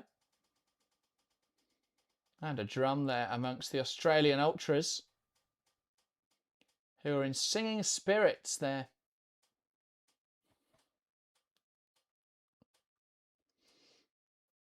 And, well, may have even had some spirits to celebrate what's been a really strong performance thus far from Australia. Corner now then for the Matildas. Delivered low and flat and headed home. And that's a really well-worked corner routine. And it's Alana Kennedy at the double.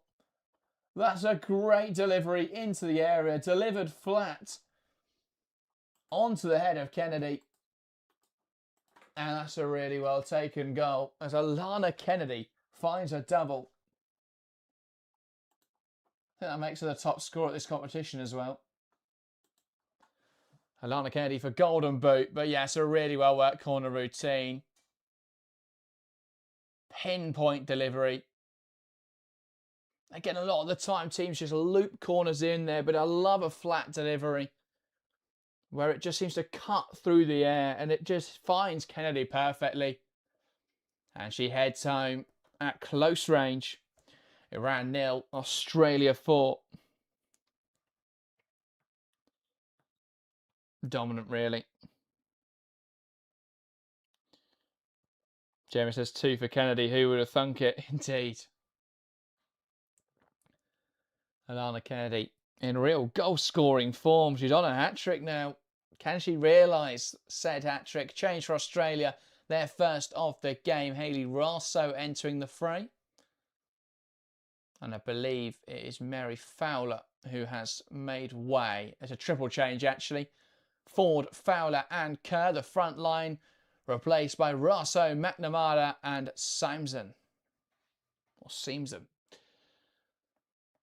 That makes sense. They've got to the hour mark, almost. They're up to 4 now. It's a nice opportunity for some players who haven't played much yet this tournament to get half an hour under their belt. So Raso to get another 30 minutes under her belt after a bit of a mess. I don't think it was a great performance in the opener. Shot from range here. Very speculative effort there from Didar. But yeah, so for Australia, it looks like it's going to be McNamara on the left wing, is it? Or is she leading the line? I think she's traditionally a striker, but just trying to work out who's where. Hunt. Rule. Wide into Raso. Looks to come inside. Rule. Hunt lifting it forwards. Nodded on there for the run of Courtney Nevin. And then hooked away well by the retreating Motavali. Yeah, it is McNamara, I think, on that left wing, the number 25. And then Seamson in the box as the striker replacement. With half an hour left in this contest.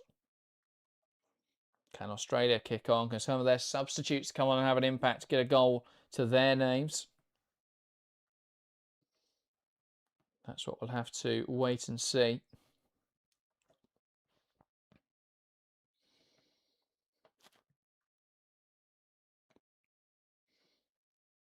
Building out again now is Miran. Sayer nodded forwards by Van Egmond. Ball goes down the line. Competing there is Shaban. Not sure it's come off there. It is Shaban who has come off. She's not particularly pleased about it. Carpenter takes the throw quickly. Seamson. One back in there by Didar. Good challenge though from Sayer. Carpenter now rides the contact well. Knocks it back to Sayer. He will carry it inside. Give and go with Seamson.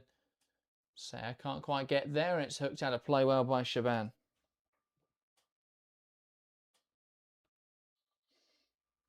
Carpenter. Rule. Carpenter. Charlie's Rule.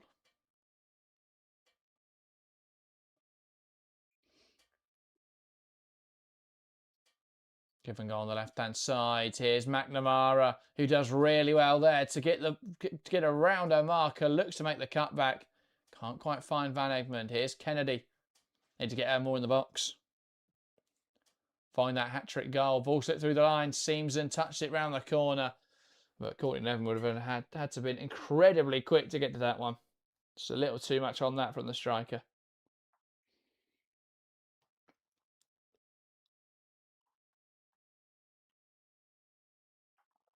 There's Australia hunting a 5th, maybe even 6th goal to come. It would, of course, see them ascend to top of the group as it stands. They would be behind South Korea on goal difference, which would be, I think, a slightly frustrating situation, obviously, going into Sunday, as it would mean they'd need to beat South Korea. A draw wouldn't be enough. But another goal and that becomes level. And then a draw on Sunday would see it go down to, I believe, yellow cards. Raso carries it wide, lifts it into the box, bounces through and out for a goal kick. And Kennedy now operating with a sleeveless shirt, feeling the heat. And well, she's been in red hot form in this game in front of goal. And we'll have a look again at that Van Egmond flat delivery. Really good ball into the box. And Alana Kennedy muscled her way towards the back post. Headed home emphatically.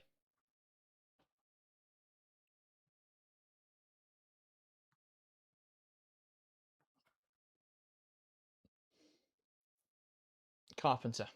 Ford. Carpenter. Back now to Rule. And here's Hunt. Nevin to Van Egmond. Trying to find a way through. And that runs out for a goal kick, for a corner, sorry. Did make contact with one of the Iran defenders there who tried to stop the run of Van Egmond. And once again now, the camera's panned to Kennedy. Can she offer a threat from a corner? Well, will they do a carbon copy of what's just worked? Van Egmond over this. Kennedy lurking towards the back post once more. Van Egmond this time floated and dealt with a lot better there by Shaban. Ball back into the area, cleared away. Not convincingly though by Sabali. Is then hooked further away by Dida.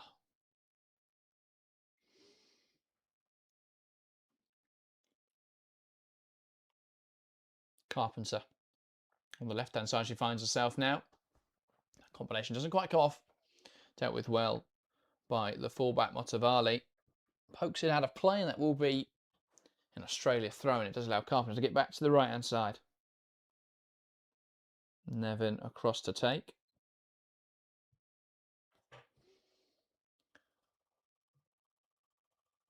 Now Rule. Lifts it wide, Raso. Rule.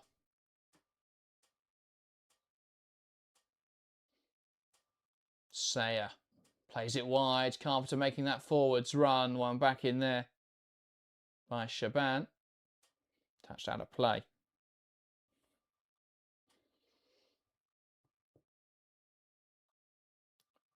Final touch come off Raso, so it will now be an Iran throw-in on this near side. Very much feels a formality at this stage of the game. Has been utterly dominant from Australia. 77% of possession, a strong dual win rate as well. 75% in the air and 65% on the ground. In terms of those attacking statistics, 4 goals from 18 attempts, 8 shots on target as well. Iran yet to test the goalkeeper, only 1 shot.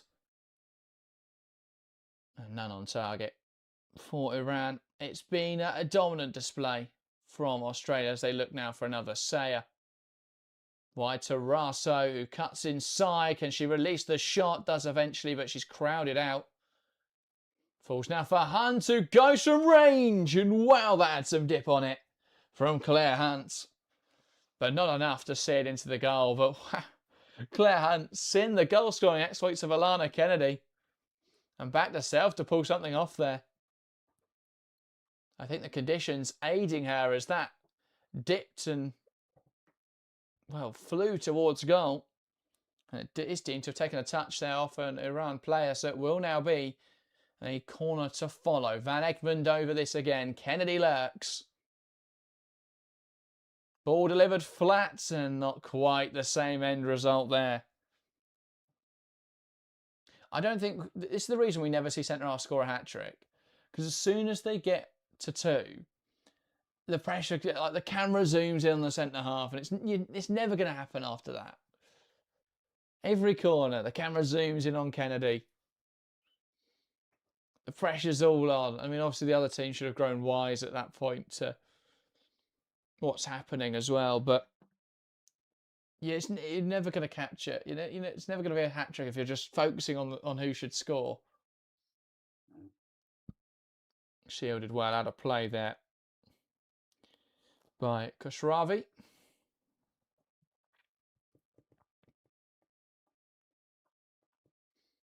And so a goal kick now for Iran.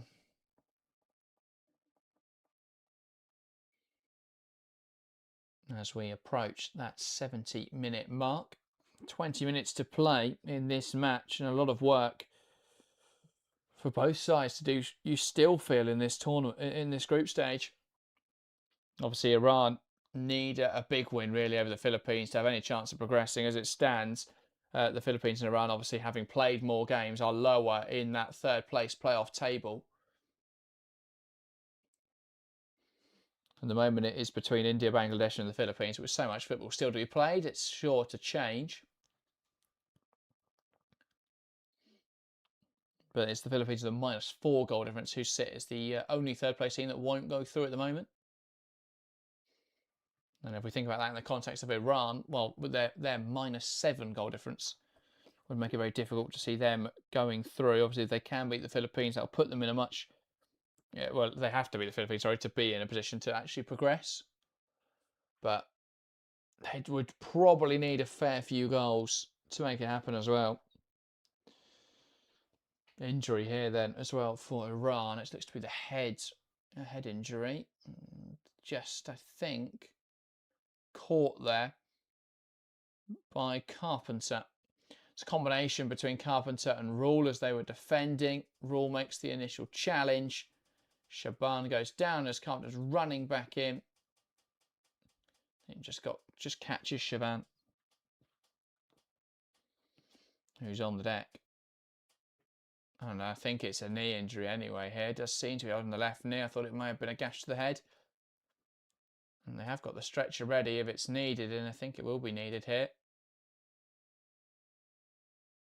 She hobbles across to the stretcher.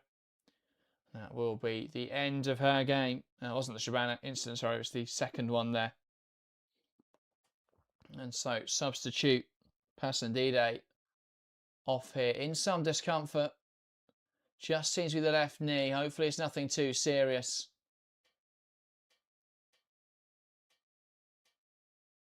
As she's removed from the field. I mean, the fact she was able to move herself off the pitch and the fact they've only stretchered her to literally the sideline, which is a bit ridiculous now. Because you've got the fourth official stood right in front of this injured player, almost on top of her, doing the substitutes. And she will now get back to her feet. She could have hobbled off there. I think because they brought the stretcher out so prematurely, the medical staff, she kind of felt like she had to. She's fine. She's going to continue in this game.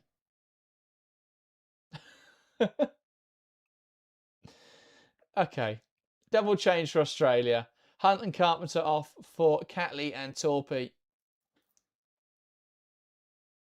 Catley then into centre-back, I believe, and Torpey's come to the right-hand side for Carpenter. So, yeah, I don't know if I've ever seen a player stretch it off to then come back on. Just fancied a rest. I thought she was, like, seriously injured. But does seem to be okay. I think she may even continue. Kennedy takes aim, and that's wide. It takes a deflection. She's desperate for that hat-trick. Corner coming now. And McNamara will take this one then. I think Australia realising Iran may have grown wise to Kennedy's corner techniques. That's Catley, sorry. McNamara made her way over there, but Steph Catley fancying this one. Delivers it in there towards the back post. Doesn't come to much. Trying to be kept alive here at the back post by Torpey. And it will be a throw-in now for Australia on the near side. Torpey. Back to Rule.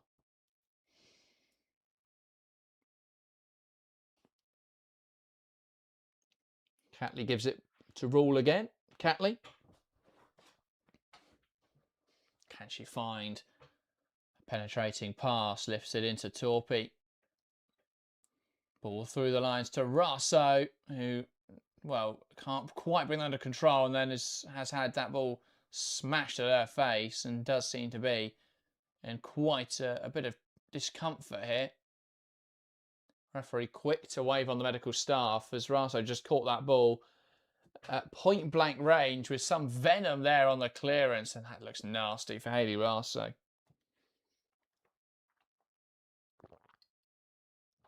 Koshravi at close range, leathering it really into the face of Rasso.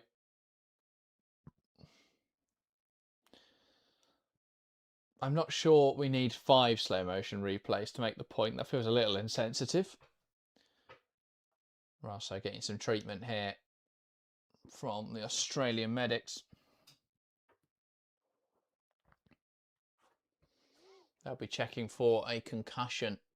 Will be the paramount concern. Obviously, Australia have just used their 5th sub, which is always the risk with using that last sub, is that you do run yourself out of changes if they're needed later on. But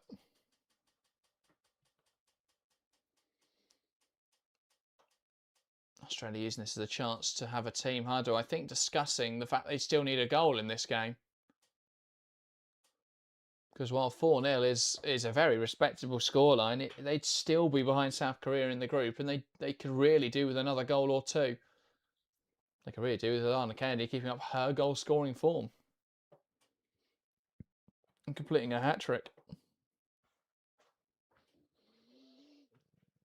But yeah, it's been dominant. It's been impressive from Australia. It's been a performance worthy of champions, really.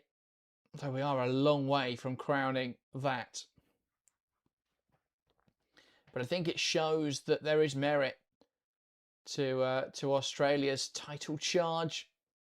I think a few people after that first game saying, well, maybe they're not going to win it this year. Maybe they're not as strong as the likes of China, the likes of North Korea, South Korea, and of course Japan. Sides are all impressed in their opening games, much more than Australia. But encouraging signs here from the Matildas. A 4-0 victory, a comfortable victory, the biggest margin of victory so far at this tournament, where we have seen some dominant displays, but nothing quite as material as this fixture.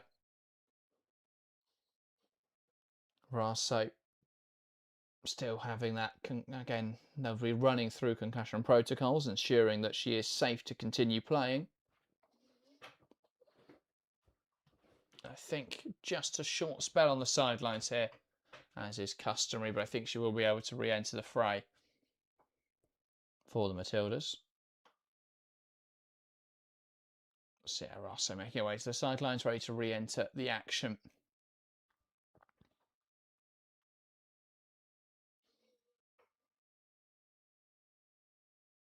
As we can get the game back underway, hopefully. I'm not really sure what the hold-up is. Lloyd says, we've always been flat-track bullies. The game doesn't mean a great deal. Japan will tear us apart. I don't know. I thought, obviously, the manner of victory was decent for Japan, but I don't think they were, ridiculously imposing against Chinese Taipei. No, I mean, the team is so strong. But I don't think they're completely unbeatable.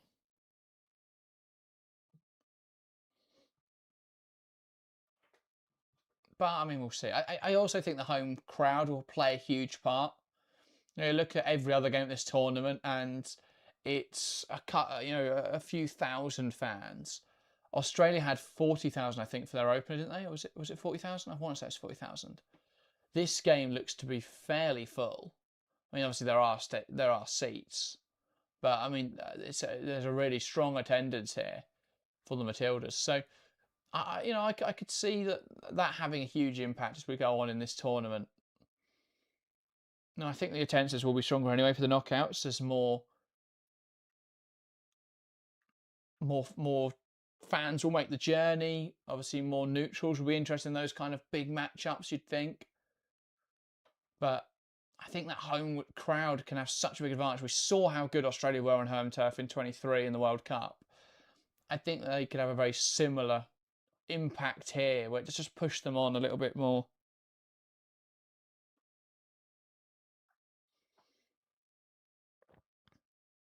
Corner now for Australia.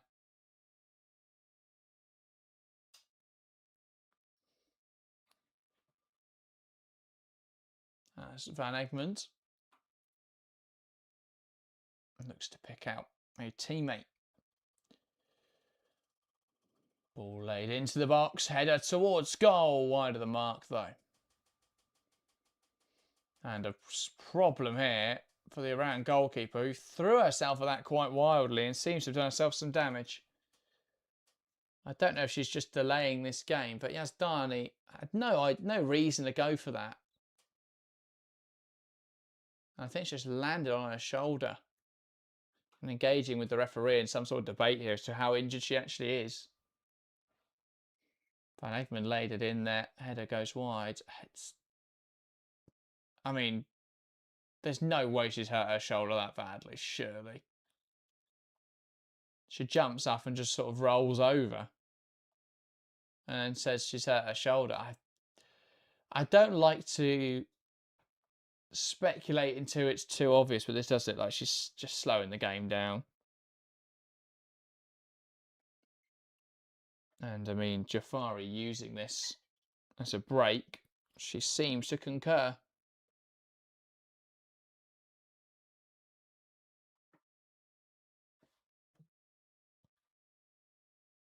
That's the Wi-Fi. It's struggling a little, but still some amateur theatrics.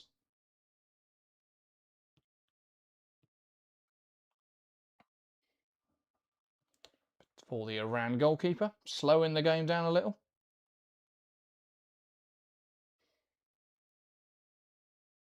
She will receive treatment. Does Yazdani. I mean, at this stage, I understand they're trying to just slow the game down, make it a bit of a slog, make it easier for them to see it out. But at this stage in the game, I don't know how much of a difference it's going to make. Except that this game's just going to go on a little bit longer. But Yazdani then still receiving treatment.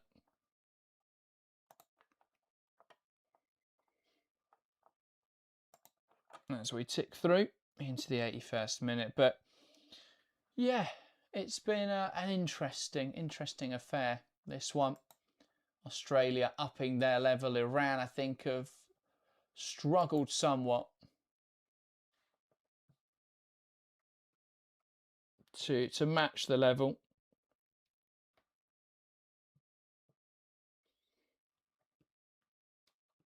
And yeah, Yazdani does seem to be okay, and I think now the referee's still having that debate with Yazdani that she made it so obvious. And those two still having an engagement. It just didn't look like any sort of injury there. Lloyd says, Jack, what's your opinion on the proposal to remedy keeper time wasting by removing an outfield player? I don't love it. I understand why they're doing it, because they're just trying to kill time wasting everywhere. But I think so many of the rules they're bringing in against time wasting are really important for the men's game. I don't think they're particularly prevalent in the women's game. Like, we're not seeing women's football have these long stoppages for throw-ins or these long stoppages for corners. And actually, I think in the women's game that when we do have a rare long throw, I'd rather have that little bit more time and we get to see, a bit more of a spectacle around that. Megan Campbell, I think, because it's so unique. I understand the men's game because it's sort of the Premier League. This has been plagued by just set pieces being the only way that any team scores a goal. But because everyone's just minimising risk and set pieces goals are the easiest way to do that. But yeah, I don't think that's a problem in the women's game. I think obviously there's been a lot of talk about these goalkeeper timeouts. I think if you're going to do that, I would then bring in some sort of tactical timeout system. I think it's silly that I enjoy the comedy of a note being passed round or a goalkeeper having to go down to thing with the sort of, the humour around those situations. But I'd rather we just had a proper tactical system, like a proper thing where teams can have a tactical break. Because I think it's, the game is so complex now where those moments are needed to shift things in the setup, to allow the managers to adjust things. And obviously you can do that on the fly and you can coach from the sidelines, but it's difficult to get your message across. I don't see why we wouldn't have a sort of tactical timeout type thing that, like a lot of other sports do, that I'd limit it, you get one a game. Like, if you have, maybe you go 2-0 down the first 20 minutes, you want to use it then. It does create that little bit of debate around it, but you can use it then, and then that gives you that opportunity to have that discussion, and then you go from there. But then you won't have one in the second half if you need it. Or you get, of course, you'll get situations where a team is dominant and they use it in the last 10 minutes just to slow the game down. But you know, that also has its trade-offs, because the other team can use that then as a tactical timeout as well. So I think it would be, I don't see any reason why we wouldn't have a proper system for that. I don't think the way to eradicate goalkeeper timeouts is to penalise goalkeepers being injured. I think the way to eradicate it is just to give a way to do that in a different way. Because, you know, we've just constantly penalised players for getting injured rather than fixing the actual problem. We did it initially because players would go down injured, and then teams would use that as a timeout. They've realised that that was a bad idea, so they they brought in the system where the player has to go off injured. If they've gone down injured, they have to go off for a moment. They've now changed, obviously, so obviously they couldn't allow goalkeepers to go off. They've now made a rule so that players will go off in place of a goalkeeper. But I just don't. I don't really see the point of it. I'd rather us just have a proper system in place where we can have tactical timeouts, where coaching is more of a thing. I understand the game is player oriented, but I don't think having one tactical timeout a game for each team, I don't think that changes it too dramatically. So, yeah, you know, and it would be. It's not like every team would use it every game necessarily. Play to the left hand side. Here's McNamara trying to get around Amani. Ball across the box, blocked away well by Aminé. Abeck says 1 more goal. Possibly. Australia need another goal, really. A goal would put them in a much stronger position in their group. I mean, ultimately, if they beat Korea, it doesn't really matter how many they score in this game, but they'll want to be in a position where even a draw against Korea would see them top their group. Ball into the box, punched away. Good assertive goalkeeping there, and there was a foul as well on Yazdani, who is continuing her performance in this game. That's why they changed their goalkeeper. They brought on an actress. I don't think she's hit her head there. Maybe she combines. I don't think there's too much there from Kennedy. But goalkeeper, just try and take some time out of this game. Make it hard for them to concede again. The ref just looks fed up of the theatrics. I guess that's the one thing that does solve is moments like this, where it's not for a tactical reason. The goalkeeper is just slowing the game down continuously. You know, we saw a bit of that in the was it the Iran? I think it was the Iran-Australia game where we had so much added time because Iran just Philippines, sorry, on Sunday were just slowing the game down to no end. James says, give that girl an Oscar. Yeah, absolutely fantastic, fantastic acting. But I'm not sure she's a very good actor because no one believes her.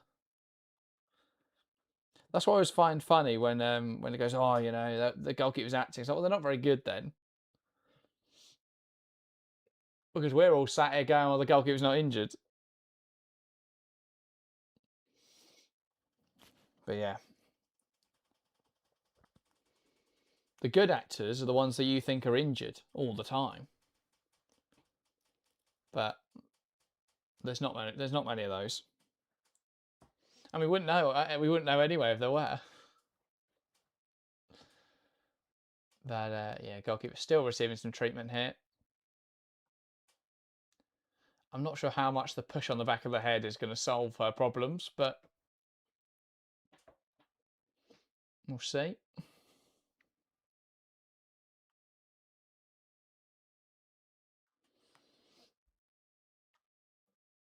As we tick towards the 90th minute, hopefully we see common sense prevail and we don't get 8 additional minutes for this time wasting, because ultimately, yes, Australia would like to score another goal, and it's not their fault that this game is taking so long, but it is 4-0. The result is all but there. I feel like, you know, we only need a few minutes of additional time here.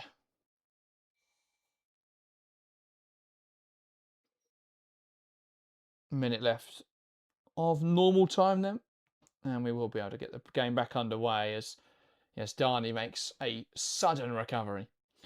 And a change as well coming for Iran, and it is Zara Gambari making her way off the field to be replaced by Anbari. Just a shortened version of herself. Gambari withdrawn for Anbari.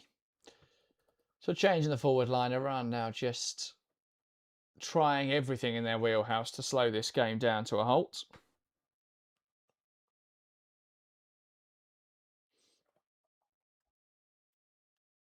And so now Yazdani with this goal kick, and she has waited an additional 30 seconds there, and she launches it forwards. And finally, I think about 4 minutes after she went down, we are back underway. Torpy. But yeah, we've got 11 minutes of additional time. Thank you to Yazdani. This is why I don't see the point in it, right? Because of the new added time system, all you've done there is just made life so much harder for yourselves. And for me to actually fit 11 onto the graphic, because we don't have a graphic big enough for 11 minutes of additional time. So that's going to have to do. Chance there for Australia, can't quite take it. Hopefully that's legible enough for people. I don't want to adjust it because then it will look weird when we do it back, but there we go. Too much additional time is what it should say. But yes. Yazdani deciding to slow this game down a lot. Rule. Saya. Knocked out a play there well by Shaban.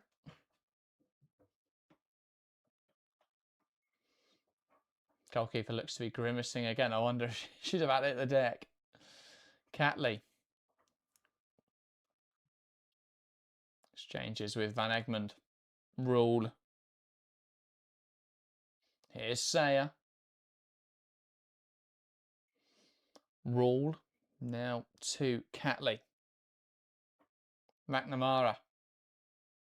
Lifts the ball into the box. Yes, Darney punches. Torpy tries to get in on it. No one can quite turn it goalwards. Kennedy on the edge. Her touch is heavy. Here's Torpy.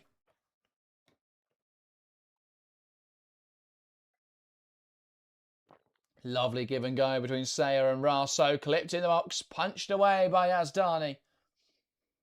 Again, Australia could really do with a 5th goal in this game. Hanbari. Hamoudi. Pass backwards now to Shaban. Cut out in there by Sayer, who jostles for possession with Sarbali and wins it back. Really strong stuff in there from the midfielder.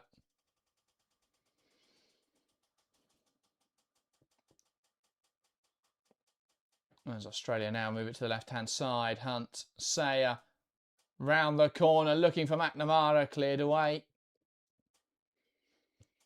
There's some considerable distance there from Imani.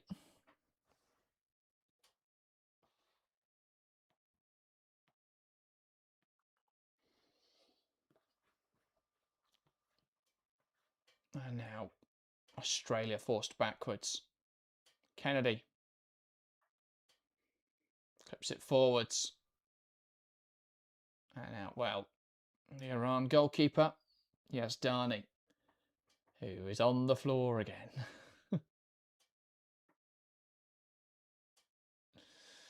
She must have been brought on because she's just brilliant at the dark arts. I mean, I know that the starting keeper was feeling a bit of discomfort, Yekte, at the end of that first half. But yeah, I think they're going to bring on Yazdani anyway, just to slow the game down to no end. Ball in behind, looking for McNamara, and out comes Yazdani.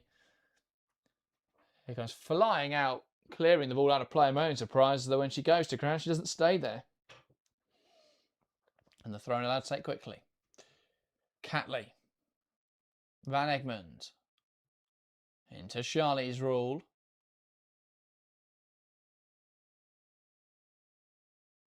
Catley. Back to Rule. Now looking to the left-hand side.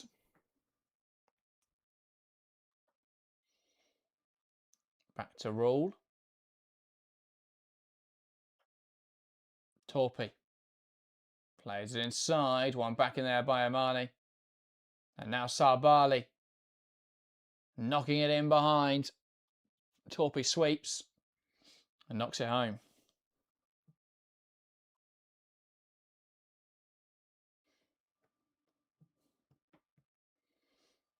Pass inside from Nevin. Sayer. Hasn't quite come off in the attacking area yet for Australia. They really need another goal. Sayer, that's a big challenge in midfield from Sarbali. Deemed clean though. Hamdouni losing out. And now Torpy. Catley. Finds Sayer. Between the lines. McNamara, who's dropped into support. Torpy plays wide. Raso now back down the line. Shaban will get there and hooks it into Hamdouni. Nowhere to go though for the winger.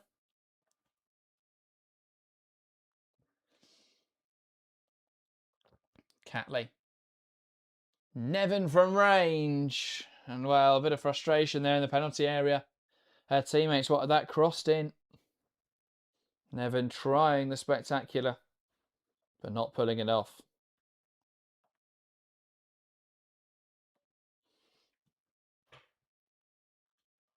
So Iran with the goal kick again.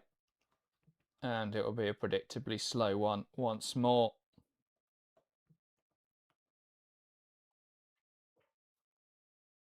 Again, the master of slowing the game down continues.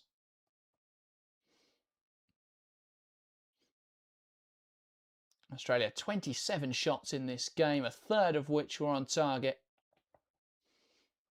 Dominant 4-0 victory. It does feel, though, that they'll be a little gutted they couldn't find another, as that could ultimately be the difference between them finishing first and second in this group. I mean, yeah, granted, the difference would be the fact they didn't score more against the Philippines, but absolutely could have done more in this game. You feel they've been so dominant. 4-0 is a great result, but not quite great enough for them to top the group going into match day 3. They'll be confident they can beat South Korea, but it just leaves them without the safety net of a draw. You know, if South Korea are in the position where they can play perhaps a little more defensive, knowing that only a draw would be enough. Also, Australia would need to win that match to top the group. Do they want to top the group? I guess is the other argument. Ball into the area, punched away. It's bouncing around in the box, headed down. And a wild clearance from Omani gets it gone. But, you know, if we look at the grand scheme of things, yes, they play probably a tougher game in the opening, in the quarterfinals, either North Korea or China, whoever's second place, I believe, in that group. They would face. Shot now from range, and, well, a bit of a mess made of that from Yazdani, but it goes wide. But ultimately, is that a more favourable side of the draw to be on? Would they take the draw against South Korea if that means that they've gone that more favourable side? Potentially so. The way they're pushing for this goal, it seems quite obvious they want to top the group. Corner now for Van Egmond. Lays it in there. Headed away. Raso tries to keep it alive.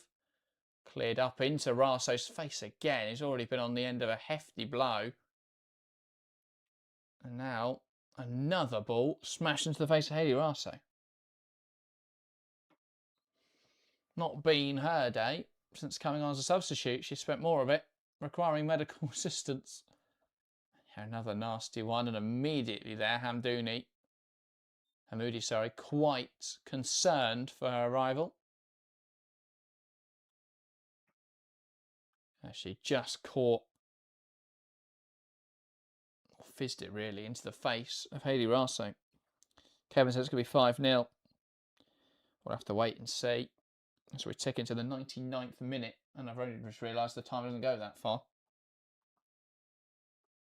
I should have done the extra time one, but oh well. You know what minute it is. It's the 99th. But yeah. Has been a dominant display for Australia. A game that's been very disrupted in this last half an hour with injuries, with some amateur theatrics from Yamdani. Yes, Darnie. Yeah, it's just, yeah. I mean, obviously, Raso can't help being down twice, so she's just been thumped in the face with the football again, but has been very stop-start, killed any rhythm, really, for Australia in the second half. And a chance of them adding a 5th to their tally. Heyman warming up. If Raso is to be withdrawn here. And I think after 2 blows to the face, you would just take the precaution, surely. And substitute Hayley Raso. A minute to go. It's at the referee's discretion, of course, when this game ends, though. And we have had quite a few minutes of stoppage. Heyman is coming on here just for the last few moments. If she can get a goal, that could be the difference. And they're going to play 2 up front here and just combine the 2, Kennedy and Heyman, in some sort of conversation. Or I think Heyman's gone to midfield, potentially. Let's see what they do. I think they need to be aggressive, don't they, Australia? They want to find that goal. Ball headed out of play. Torpy. Rule. Now coming forwards with Catley.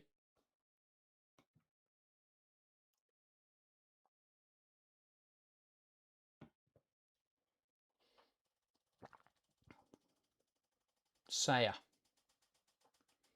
Into Van Egmond, tries to feed it through the lines, cleared away with some decent distance on that from Korshavi.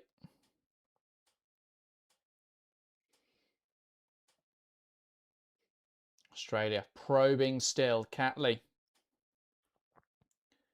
Swung in towards the back post. It drops now. Can they find another? Blocked by Van Egmond's effort. Blocked. Sayer. Shot on target. Claimed by Yazdani. They'll slow it down. There's 2 players on the deck here for Iran. And I'm not sure the hip thrusts are particularly what Koshravi needs there, but she's ready to go. You've asked the game over. No, sorry about the timer.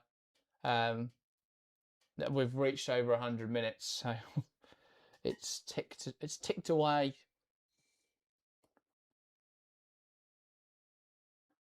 Here's Yazdani. Again, usually Harry would be sat alongside me to deal with that, but it's a bit of a faff for me to be able to make that go beyond the 100 minutes on the fly. Again, it's not very common that we get a plus 11 minutes of additional time.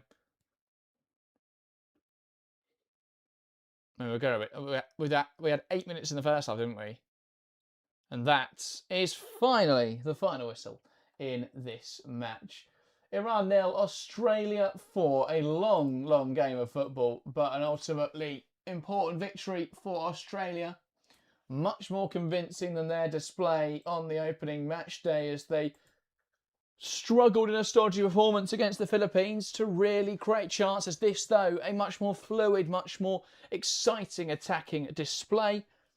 Notching up 4 goals is not quite enough to put them top of the group, but it does put them in a strong position. They are qualified for the next round now.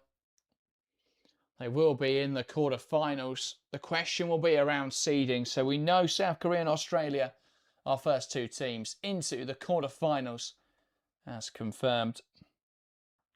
Exciting times. So yeah, we'll see what happens in that next game week. Of course, will be the matchup between South Korea and Australia. A nice gesture there from Montemuro across to Mazi Jafari. the Iranian head coach, offering support. Oh, a nice bowing almost gesture. But yeah, important win for Australia, important performance for Australia. I think a few players there, particularly Amy Sayer, Alana Kennedy in that midfield role, Mary Fowler, may well push themselves into starting contention for that career game with their performances. So we'll see how it goes. But that, I think, is everything for today. I hope you have enjoyed today's video. We've got today's stream. We've got a video coming tomorrow. Look out for that. That'll be about 12 o'clock UK time.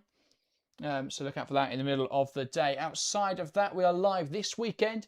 We watched the Asian Cup on Saturday, but unfortunately it clashes with England, so we'll be live for England versus Iceland on Saturday morning. And we'll be live on Sunday as well, and Sunday, Monday and Tuesday actually next week for the Asian Cup. The last games of the group stages will be live across those matches. So look out for that next week.